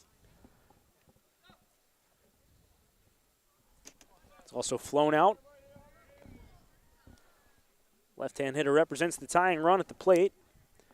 Not a guy with a ton of power, but you never know. First one coming to Caden is looped out over short. Out goes Harris. It drops in for a base hit. Mydroth moves to second. There's the first hit of the game for the Red Sox as they holler out of the dugout.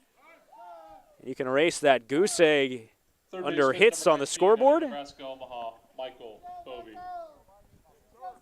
It's a base hit for Caden Connor. Erases the 7-inning no-hit bid, and up comes Mike Bovey with 2 on and 1 out. Out to talk to his pitcher is Ryan Leach, the catcher. Almost a similar situation, Sam, in game 1 where YD had the lead for most of the game, and then 6th inning came along, and the Bourne really put the pressure on, brought the go-ahead run into scoring position, and here the go-ahead run at the plate for the Red Sox. Bovey had a pair of doubles and a single in game 1. He bats with 2 on and 1 out. First one. Breaking ball missed away from Vogel. Mydroth is the runner on second. He walked. Caden Connor looped a single. He's at first. Both came with 1 out. That's where we stand in a 2-0 game. Red Sox trailing here at Doran Park in Bourne. A light cascaded over the field. Darkness beyond it in the outfield. 1-0. Missed away a fastball. The tree line that we once had an excellent view of when the sun was shining is completely invisible to us now. Just some stands well beyond left field, some bleachers at the soccer field, and some goalposts out in deep center, well beyond the fence, or all we can really see beyond the fence. 2-0 to Bovey. Missed away, 3-0, and Vogel starting to lose the strike zone now. Look who's on deck, Sam. The man with 29 home runs.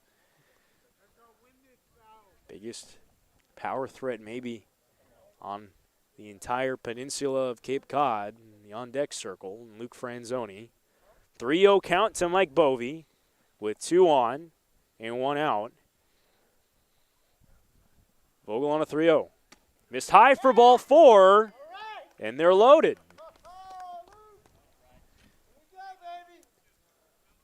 Well, superfan Gary loving it about 20 feet to our right. There's maybe 15, 20 fans left here near home plate. Luke Franzoni. And Gary's got the rally cap on. Always the most vocal of fans. He's loving it. And Bourne pitching coach will go talk to Vogel, giving Luke Franzoni a chance to chat it up with his veteran manager, who looking to move to just 1 win away from tying the all-time Cape Cod wins record. If the Red Sox could pull this one out and come away with a doubleheader sweep, this is the best chance the Red Sox have had in this game, really the only chance the Red Sox have had in this game. Outside of a couple of walks, they hadn't mustered anything against the NJIT right-hander, Ryan Fisher, but Bourne pulled him. After 5, Tyler Vogel came in, got his first batter via the strikeout, but 2 walks sandwiching the first Red Sox hit of the game, have loaded the bases with none out. Here's Franzoni. First pitch coming to Luke. Chopped slowly in front of the mound. Vogel will come home, gets the force there, no other play. Franzoni swinging at the first pitch, grounds into a fielder's choice. Mydroth out at home. That's the second out. Bases remain loaded. Johnny Long, the hitter. They knew Franzoni would come up aggressive. Just gets underneath that one, but you need a good hit here from Johnny Long, Sam. Jonathan Long. Just haven't been many opportunities. Tying runs in scoring position. Bring him home, Johnny. Long almost tucked a opposite field homer towards the right field corner where it's real short, about 300 feet away his last time up. but was robbed. First one coming to him. Comes upstairs, a fastball. We're not all that sure had it been fair or foul. All we know is that the right fielder, Jack Duffy, dove over the short sidewall into foul territory to make the catch. We couldn't see it. We were told after the fact. Bases full of Sox, 2 out, trailing by 2. 1-0 to Long. High, a fastball. Count goes to 2-0. Caden Connor, the runner from third. He's got the best speed aboard. Mike Bovey, an average runner thereabouts on at second. Luke Franzoni hulls up the back end at first. 2-0 to Long on its way. Spiked it, a fastball. It's 3-0. Now Johnny can hang out. We haven't seen anybody for YD swing 3-0, Sam. Wouldn't be surprised this is a situation where they do. Vogel has been wild, effectively wild, but very wild. A couple of walks in the inning, a 3-0 count to Long here with the bases loaded. Connor fakes down the line at third, trying to draw a balk. 3-0. Takes a strike over the inside corner.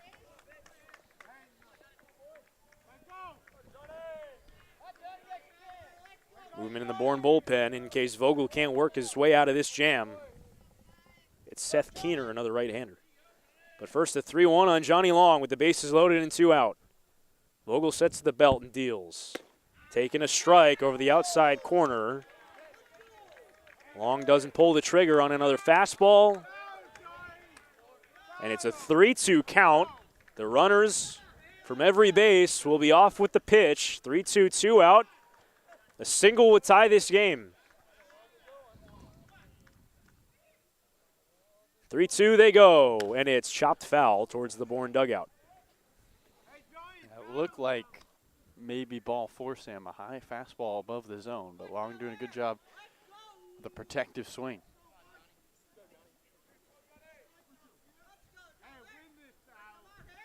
If he can reach, Jack Costello, the on-deck hitter.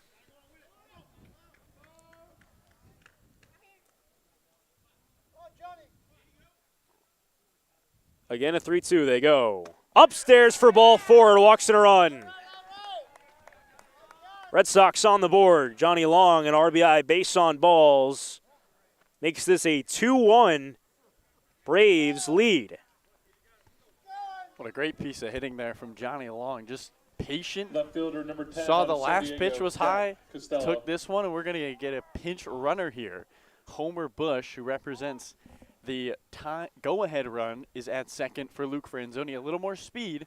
If Costello is able to get one into the outfield, 2 runs come home, and all of a sudden a YD team that came into this inning without a hit, Sam, Attention, please. could Pitch running for have the lead. Franzoni, number 18, Homer Bush. And Bush can fly. The Grand Canyon University teammate of Connor Markle, center fielder, got an at-bat in game 1. First one coming to Costello is foul tipped back.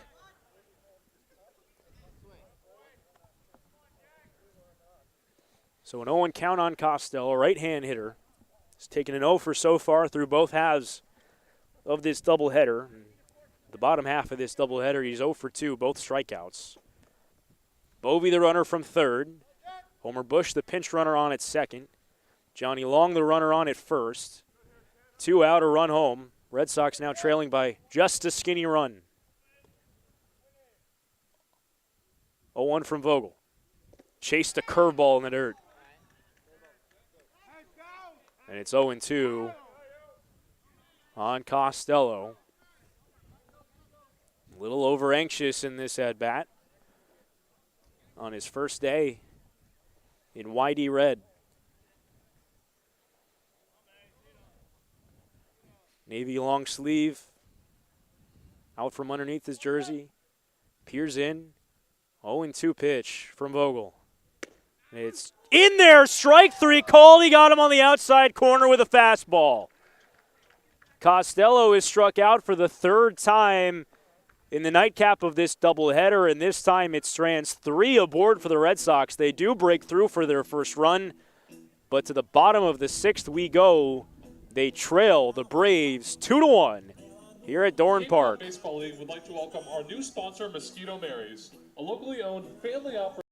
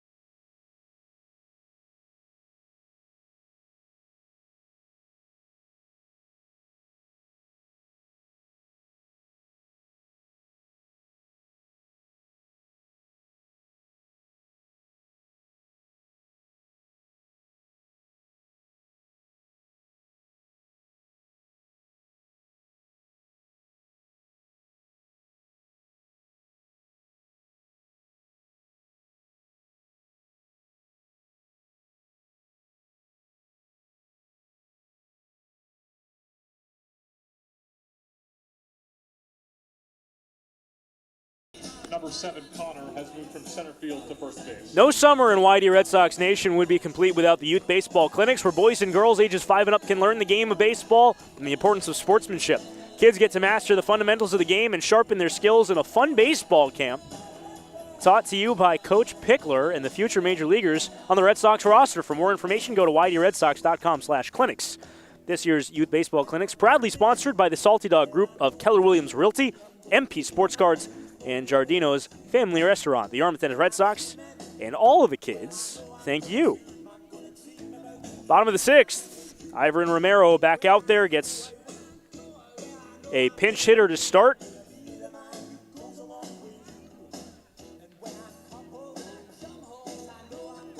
It's Carson Rocafort. Number 6, out of Louisiana Lafayette, Carson Rocafort. Rocafort started in the opener in right field for the Red Sox, or for the Braves, rather. First one from Romero to Rocafort, misses high. Some changes in the field for the Red Sox. Sliding from short to second is Chase Madroth. In at short is Jordan Thompson. In at center is Homer Bush Jr. And in at first from center is Caden Connor. Is the 1-0 from Romero, misses down at the feet of Rocafort. Rocafort out of Louisiana Lafayette went 0 for 3 in his season debut in Game 1. He bats for Evan Slight, who walked in his 2 trips. 2-0. Swung on and missed the fastball. So once more, that's Connor sliding from center to first. Homer Bush in the game for Luke Franzoni. Jordan Thompson in the game for Cole Roberts. 2-1. Lifted foul, and Thompson plays short. Madroth slides to second.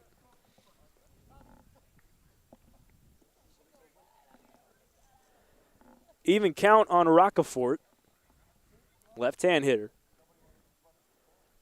Hands held high. 2-2. Fouled back.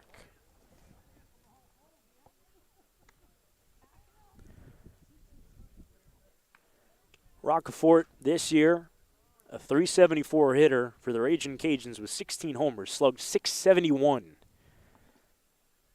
Led the team in average, homers, and runs batted in.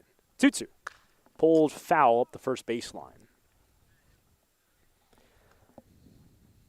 Named first team All Sun Belt Conference and finished second in the Sun Belt in both runs batted in with 66 and stolen bases with 23. An outstanding year for the outfielder. Pinch hitting here for Evan Slight. 2-2. Slapped foul again. And if you're YD here, you want a quick 1-2-3 inning, Sam. The bat's finally starting to heat up. Saw what the run meant for insurance for YD in Game 1.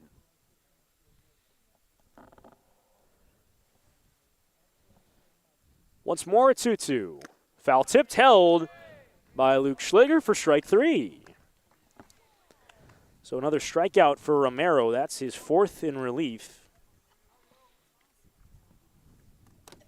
Catcher number 19. And he has not messed around. Leach. It's 2 hits and a walk since he took over with 2 outs in the 3rd, now working in the 6th with 1 out. Here's Ryan Leach, the catcher, is 0 for 2, twice in the air. First one is foul tipped back to the netting. Second light post we've seen take a beating today. This is one of the poles that holds up the netting around home plate.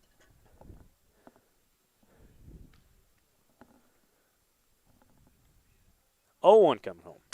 Fouled off over the Red Sox dugout where the high netting ends. Romero, Sam, has been really aggressive to hitters. I mean, everything has, for the most part, been in the zone. He is making you swing. Just the 1 walk. He's pounded the zone. 0-2 upstairs. Who was that hit the light post in Game 1? Was that Brito? Yeah. In the 7th inning.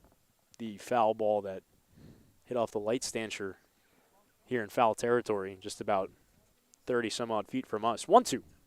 In there, strike 3 called, got on the outside corner, a fastball. So back-to-back strikeouts for Ivan Romero. That's his 4th now. in relief of Shortstop, Connor number Markle. 10 out of Tennessee, Dakota Harris. And now 2 out, nobody on for Dakota Harris. And if the Red Sox are able to mount a rally and avoid losing this game in the top of the 7th, Ivan Romero deserves a big pat on the back for the relief work that he has turned in today. First one to Harris is fouled back. Dakota Harris has reached twice, a walk and infield single. He was also picked off by Fernando Gonzalez, the catcher, on a awkward start and stop stolen base attempt. He tried to go back. Gonzalez threw behind him. 0-1. Lifted to left and shallow. Costello in. He's going to play it on a hop, a base hit. Harris takes a wide turn, but holds on at first with a 2-out single. Dakota Harris having himself a nice number day. 4 out of Alabama, 2 Bryce hits and a walk. Evelyn. Have been struggling to start the season, so much needed 2-hit day for Harris. Brings Bryce Eblin to the dish. Drove in a run with a bases loaded walk, is also flown out.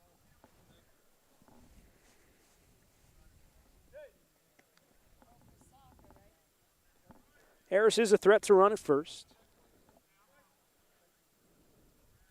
Infield shifted slightly towards right. First to check on Harris, and it gets by him.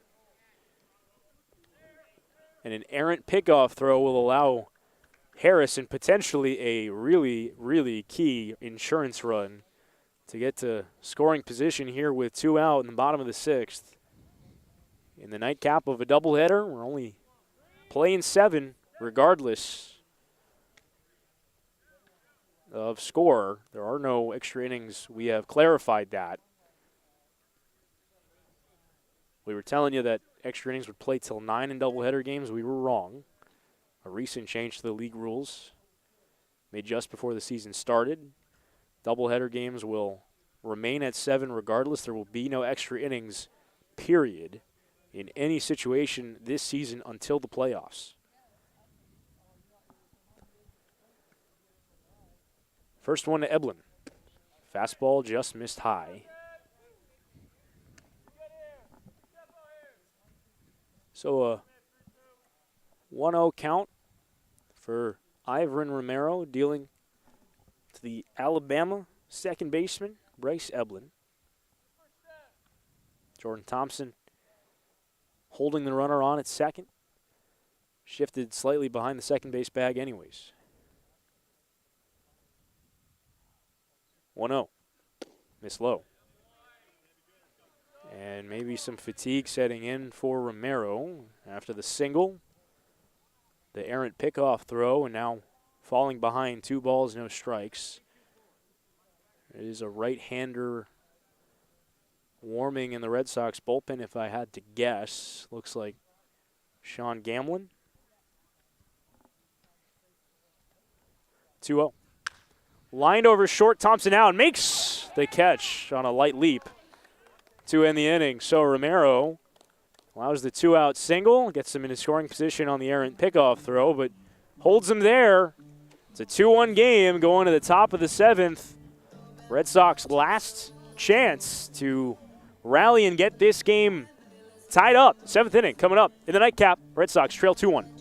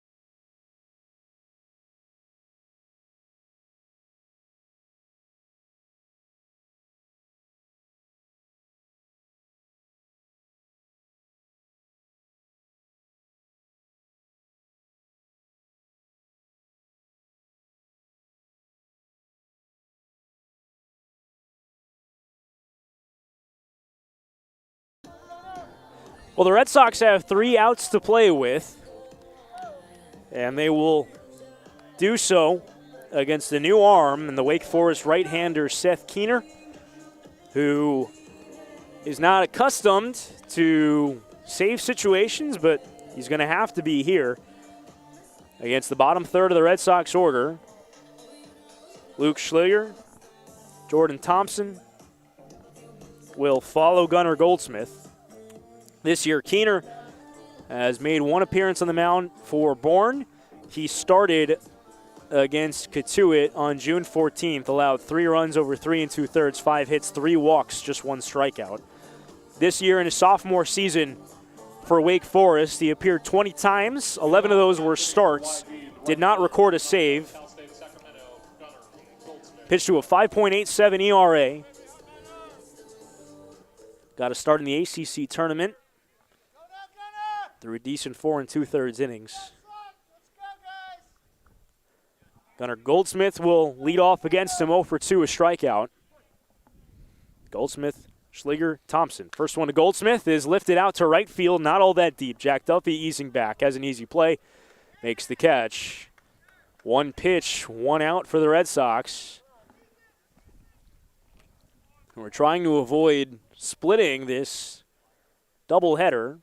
They won game 1, 4-2. They trail now with 2 outs to play with, 2-1. And their last chance here in game 2. Out of Maryland. Now Luke Schliger. Luke Schliger. Schliger is second at bat. Chases the first pitch. It's mainly fastball and curveball from Keener. Fastball is about 91, 93. Curveball sits low 80s. 0-1, fouled back. Schliger, in his first at-bat, pinch hitting for Fernando Gonzalez, grounded to short, was robbed by Dakota Harris, who made a ranging play up the middle. Faces an 0-2 count, but we know Luke can battle. Faces a lot of pitches, lots of walks. 0-2 in the dirt. Looked like the changeup that skipped in. Jordan Thompson, the on-deck hitter, who pinch hit for Cole Roberts, then back around to the top. If the Red Sox can extend beyond these first 3 hitters. 1-2. Comes inside and just missed. And anyone who disagrees can take it up with Luke Schliger, because if you know the strike zone better than him, 54 walks this year for Maryland, second in program history. 2-2. In the dirt again, another one that skips in. The count has gone from 0-2 to 3-2 in very quick succession.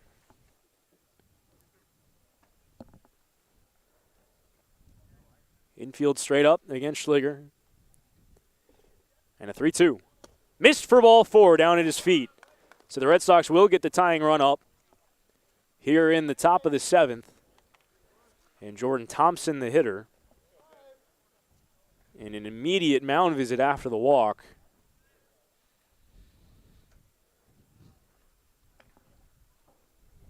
As Thompson will game plan with Coach Pick, while the entire infield greets the Bourne coach at the mound. Not sure, maybe this conversation is about Schliger's speed. We saw in that game winner in which he was the game-winning run against Orleans, Sam was able to use the speed to go from second to home on a single to centers. 14 stolen bases for him. Proto's got a good arm, but we haven't seen it tested here today. And that's Leach behind the plate, Shortstop, who number 11, has LSU, not yet been Jordan tested. Thompson. Red Sox haven't had a whole lot of base runners in this game, have not attempted a stolen base against Leach.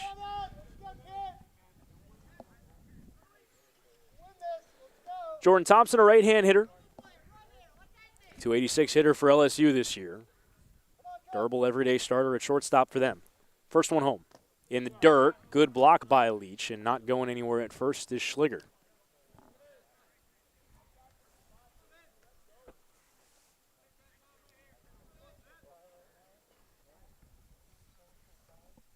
Leach is capable back there. This year at school threw out 17 of 39 would-be base stealers. 1-0, he's going. Pitch high, throw from his knees, not in time. Schliger stole it. Tying run in scoring position for Jordan Thompson. It's a 2-0 count. Schliger's first stolen bag of the year.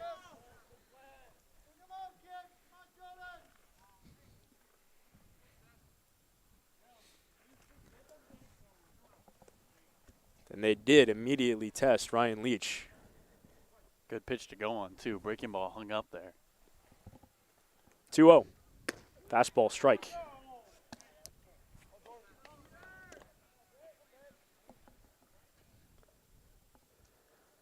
Whitey has just one hit. A lone Caden Connor single in the 6th, but they trail by just a run here in the 7th of a 7-inning game. 2-1. Lifted to right and shallow. Duffy in towards the line. It lands foul.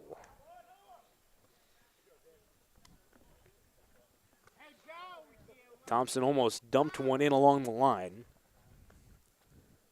Instead, we'll face a 2-2 count from Seth Keener.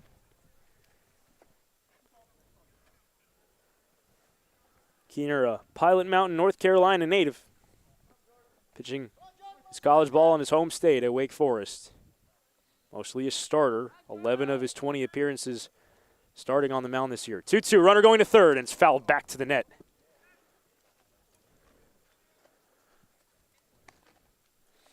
And almost undid one of the scouts' cameras that was fastened along the netting. In fact, it may have actually hit that camcorder. Not surprised by the steal. Hit and run. Let's see if they do it again. It's a 2-2 count, 1 out. Red Sox trailing by a run. Schliger the tying run in at second.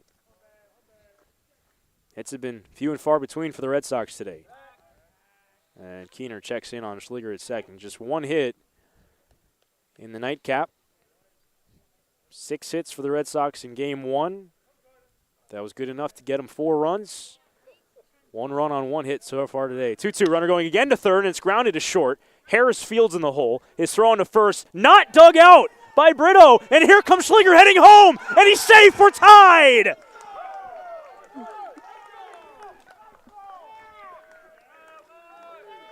Harris's throw to first on a short hop was not handled by Chris Brito on a backhand dig out.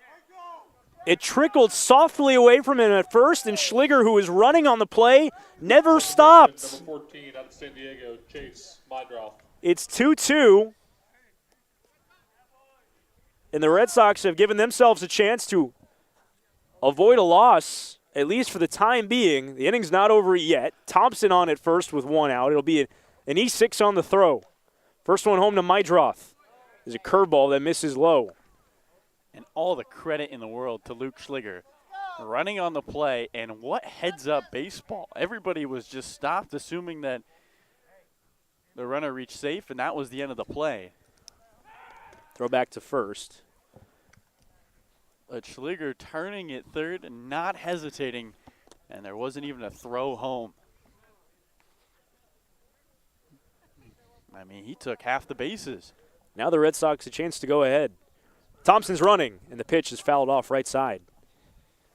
Feels like Sam after that first stolen base. Whitey thinks they have a real advantage on the base paths against Leach. Might see a lot of guys run in this 7th. Thompson only stole 3 bags for LSU this year in 4 tries. But he was moving on that hit-and-run attempt. It's 1-1 count on Chase Mydroth.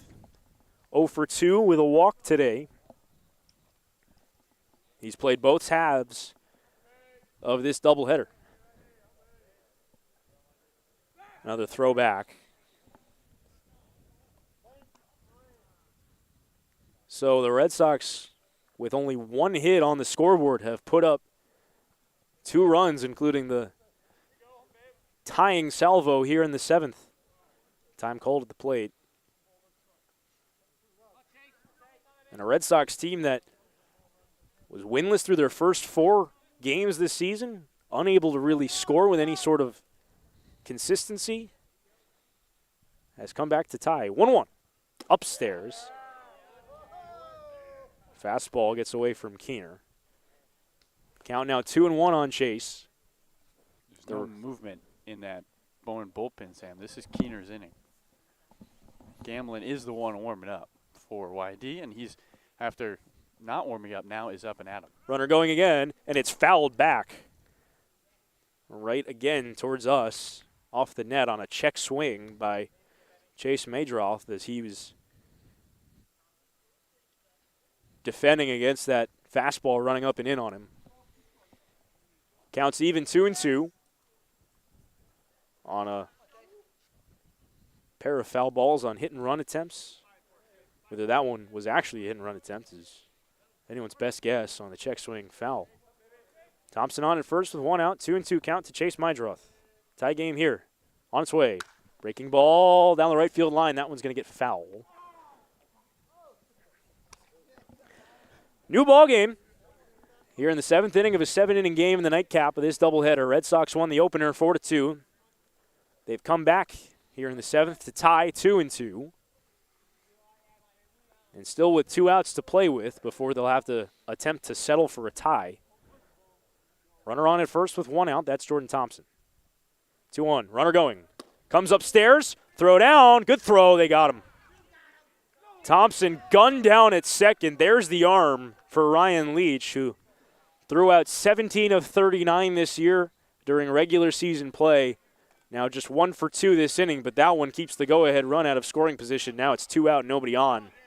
The ball missed high to Madroth. So he's got a 3-2 count now. Fastball. But Keener can upstairs. Keener back out of the windup. 3-2 home. Hit him square in the back, a curveball. He gives himself a chuckle as he tosses the bat aside and heads to first. Now that caught stealing really looming large. As instead of first and second and 1 out, it's a runner on first and 2 out. Caden Connor, who's had the best offensive day for the Red Sox in this nightcap, has twice reached, once via walk, once via single. Bats with 2 on and Madroth on at first. First one to Connor. Foul tipped right at home plate off the catcher's gear. Good swing on a fastball, but an 0-1 count. If he can reach the red-hot Mike Bovey, who's been cooled a little bit in game 2 of this doubleheader, but had 3 hits, including 2 doubles in the day part of this doubleheader, is the on-deck hitter. 0-1. Inside, it goes to the backstop, and Madroth will advance to second. A wild pitch on one that went about 56 feet and just skipped by the glove of Ryan Leach. Not even sure if the Canadian catcher got leather on it. Up to second goes Madroth, and we'll get a pinch runner here. Hunter Haas will come out and pinch hit or pinch run for Madroth. Now that Madroth is in scoring position. Attention, please. Yeah, Madroth didn't even try to run to second. He walked there. I'm not sure if that leg is 100%. Didn't run super hard. And now you have great speed. A guy who is a freshman at Arizona State led the team in stolen bases at second. Single could give the Red Sox the lead. Caden Connor has the lone Red Sox hit in this game. Despite that, we're even at 2 in the 7th. 1-1 to Connor. Rolled to the left side. Harris over. Fields it on the backhand. Long throw to first. In time. Connor thrown out at first on the grounder in the hole. Red Sox strand the go-ahead run in scoring position, but they get this game even. Now they'll fight for a tie here in the nightcap of this doubleheader. And it looks like it'll be Ivan Romero going back out to the mound for the Red Sox to work his 4th inning of relief to try to keep this game tied in the bottom of the 7th. A brand new ball game. Red Sox can't win, but they can get out of here without a loss. 2-2 heading to the bottom of the 7th.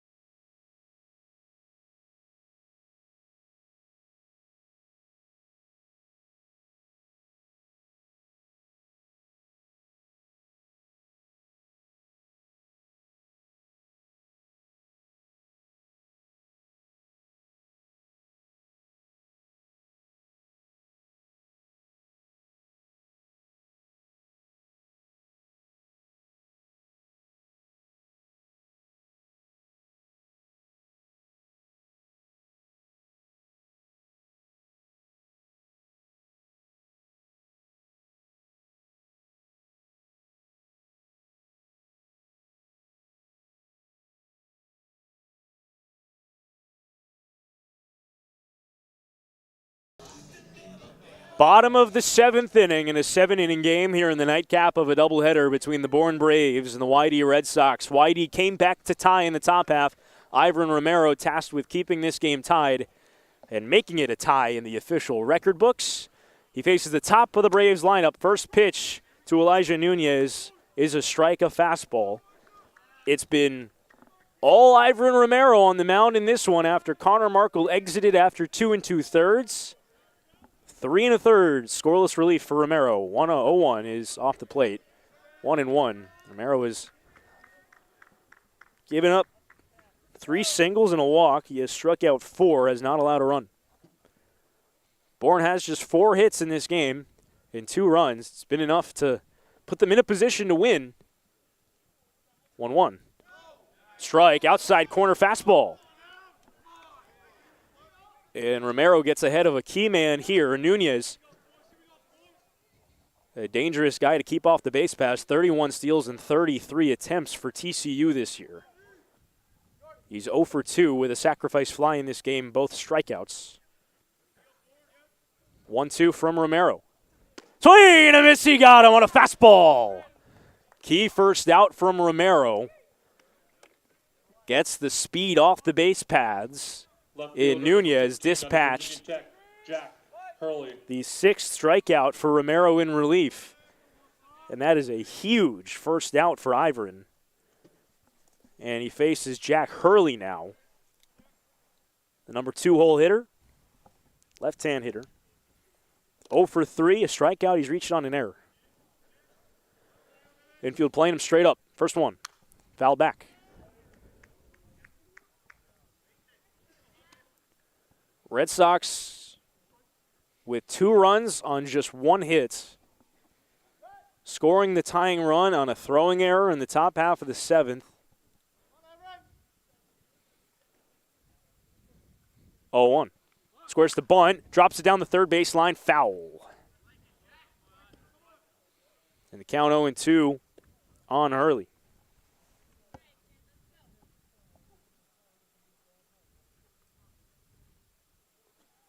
Hurley making his season debut. First team All-ACC player, led Virginia Tech in average and doubles, second in RBIs. Team USA invite for him, facing an 0-2 count. On its way. Away, a fastball. Did hit 14 home runs this year for VT. So there is some thump in his stick. A home run would win it for Bourne here in the bottom of the 7th of a 7-inning game. 1-2. Missed away, a changeup.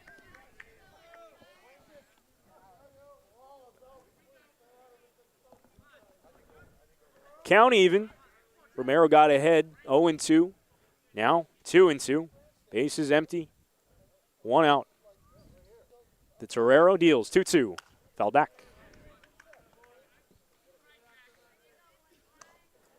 Romero just about 5'10" on the mound, but filled with energy. Never stops moving once he's on the bump. Rocks as he gets his sign in the full windup. His glove on his chest is the ball in his arm at his side. 2-2. Just missed off the outside corner, a changeup. Count runs full, 3-2. Romero hasn't been as aggressive to Hurley here, cautiously pitching to him. See if he comes after him on a 3-2. Walk would put the winning run aboard. 3-2. Swing and a miss. He got him another fastball. Back-to-back strikeouts for Romero to start the 7th, and the Red Sox are an out away Number 28 out of Rutgers, Christopher. from turning what looked like a loss into a tie and avoiding a split of this doubleheader by going home without a loss. Chris Brito stands in Romero's way. He's got a homer this year. First one. Skips in. He goes to the backstop. Should be noted his home run was to the short porch in Orleans. I believe Calvin, the Bourne broadcaster told us that it was a long home run, though. It was about a 440-foot homer off the bat of the Rutgers first baseman. 1-0. Breaking ball drops in, strike one. Even count 1-1 to Brito. In this nightcap, he's 0 for 2, a strikeout. He's also walked. He reached base in all of his at-bats in the first game. 3 walks and a double. If he can reach Jack Duffy, the hitter. 1-1. In there, a fastball, strike 2. Over the inside corner, count goes to 1-2. Romero has struck out the first 2, looking to punch out the side. Give the Red Sox a happy bus ride home. 2-2 game here, bottom of the 7th. Red Sox looking for the tie. 1-2 to Brito. Upstairs, fastball. That one had some zip on it from Romero. Got the adrenaline flowing. He's thrown 4 1/3, or looking to throw 4 1/3 scoreless relief for the Red Sox after Connor Markle struggled with command, lasted just 2 2/3. Romero gets his sign as he rocks on the mound, sets at the belt, out of the windup. 2-2. Foul back. And we'll do it again. Outfield's playing no doubles. Mike Bovey down the third base line, playing close to the bag, guarding the line. 2-2 count. On its way. Missed in the dirt, a changeup. Count runs full, another full count. Went full on Hurley before striking him out for the second out. Full count, 2 out, bases empty. Red Sox and the Braves tied at 2 in the home half of the 7th. On its way, upstairs for ball 4. Came up and in. Brito held any attempt to swing. And he reaches first with 2 out. He's the potential winning run. We'll see if Bourne number 18 out of Houston, pinch runs for him. Duffy. No indication at the moment. Romero's second walk out of the bullpen. He's on at first. Jack Duffy, the hitter. Duffy, a single in 3 trips today. Struck out his last time through against Romero. First one. Rolled softly to short. Charged by Thompson. Fields fires to first, and he throws it off the glove of Caden Connor. Heading to third is Brito, and he will move up to third. It looked like Jordan Thompson leisurely approached that ball as if he wasn't aware of quite how fast Jack Duffy was, but Duffy beat that out in plenty of time. Thompson looked like he saw where the runner was down the line and rushed the throw and goosed it, spiked it in the dirt. It hit off the tip of Caden Connor's glove, and just like that, after 2 out, nobody on, the Braves have first and third and 2 out, and a single, an error, a wild pitch could bring home the winning run. John Peck, the hitter. John Raiola, the pitching coach, will go out and talk to Ivrin. Here with 2 out. Runners on the corners. With Duffy's good speed, Sam, maybe Raiola's talking, hey, if Duffy goes, we just let him. No throw on to second. We don't want to risk throwing the ball into the outfield and allowing Brito to score from third. Just give him the bag. You only need 1 out, and that second runner doesn't really matter. Not a long conversation on the mound, but a infield single with a throwing error. Moving Brito over to third. Peck in this game, a walk, a fly out, a single. Caden Connor will hold the runner on at first, at least until he tries to get himself to second. We'll see if Duffy does move on this first pitch. First one from Romero to Peck is a strike in on the outside corner.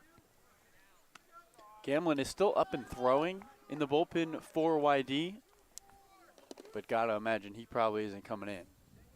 1 out to get for the Red Sox. Here with 2 out. Runners on the corners, tie game, 7th inning. An out means a tie for the Red Sox. They can't win this game.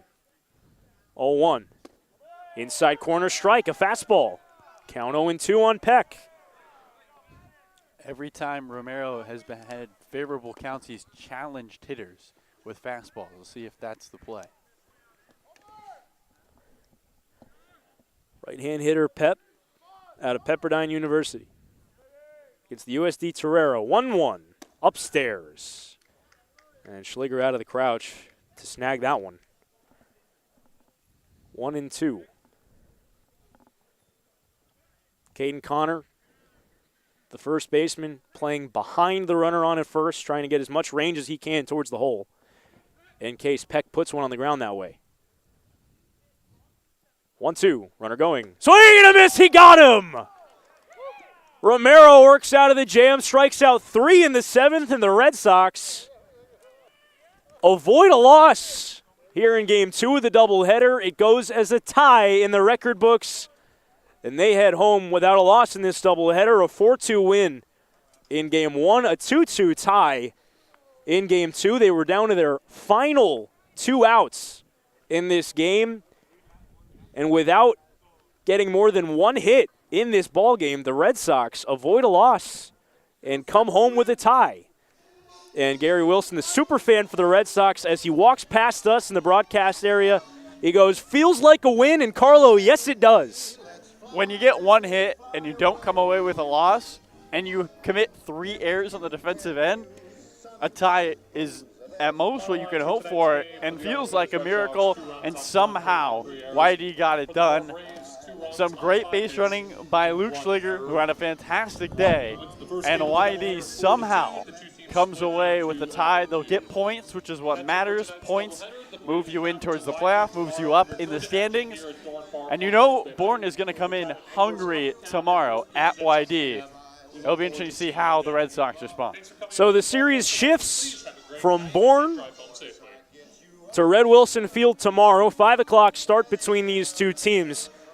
And the Red Sox avoiding this loss. Scott Pickler greeting his guys in the scrum by clapping his hands, no doubt praising them for resiliency in this one. Just 1 hit for the Red Sox in this game, but 2 runs, including a run in their final turn at bat to tie this game, and they really couldn't have done it without the relief work of Ivan Romero, Carlo.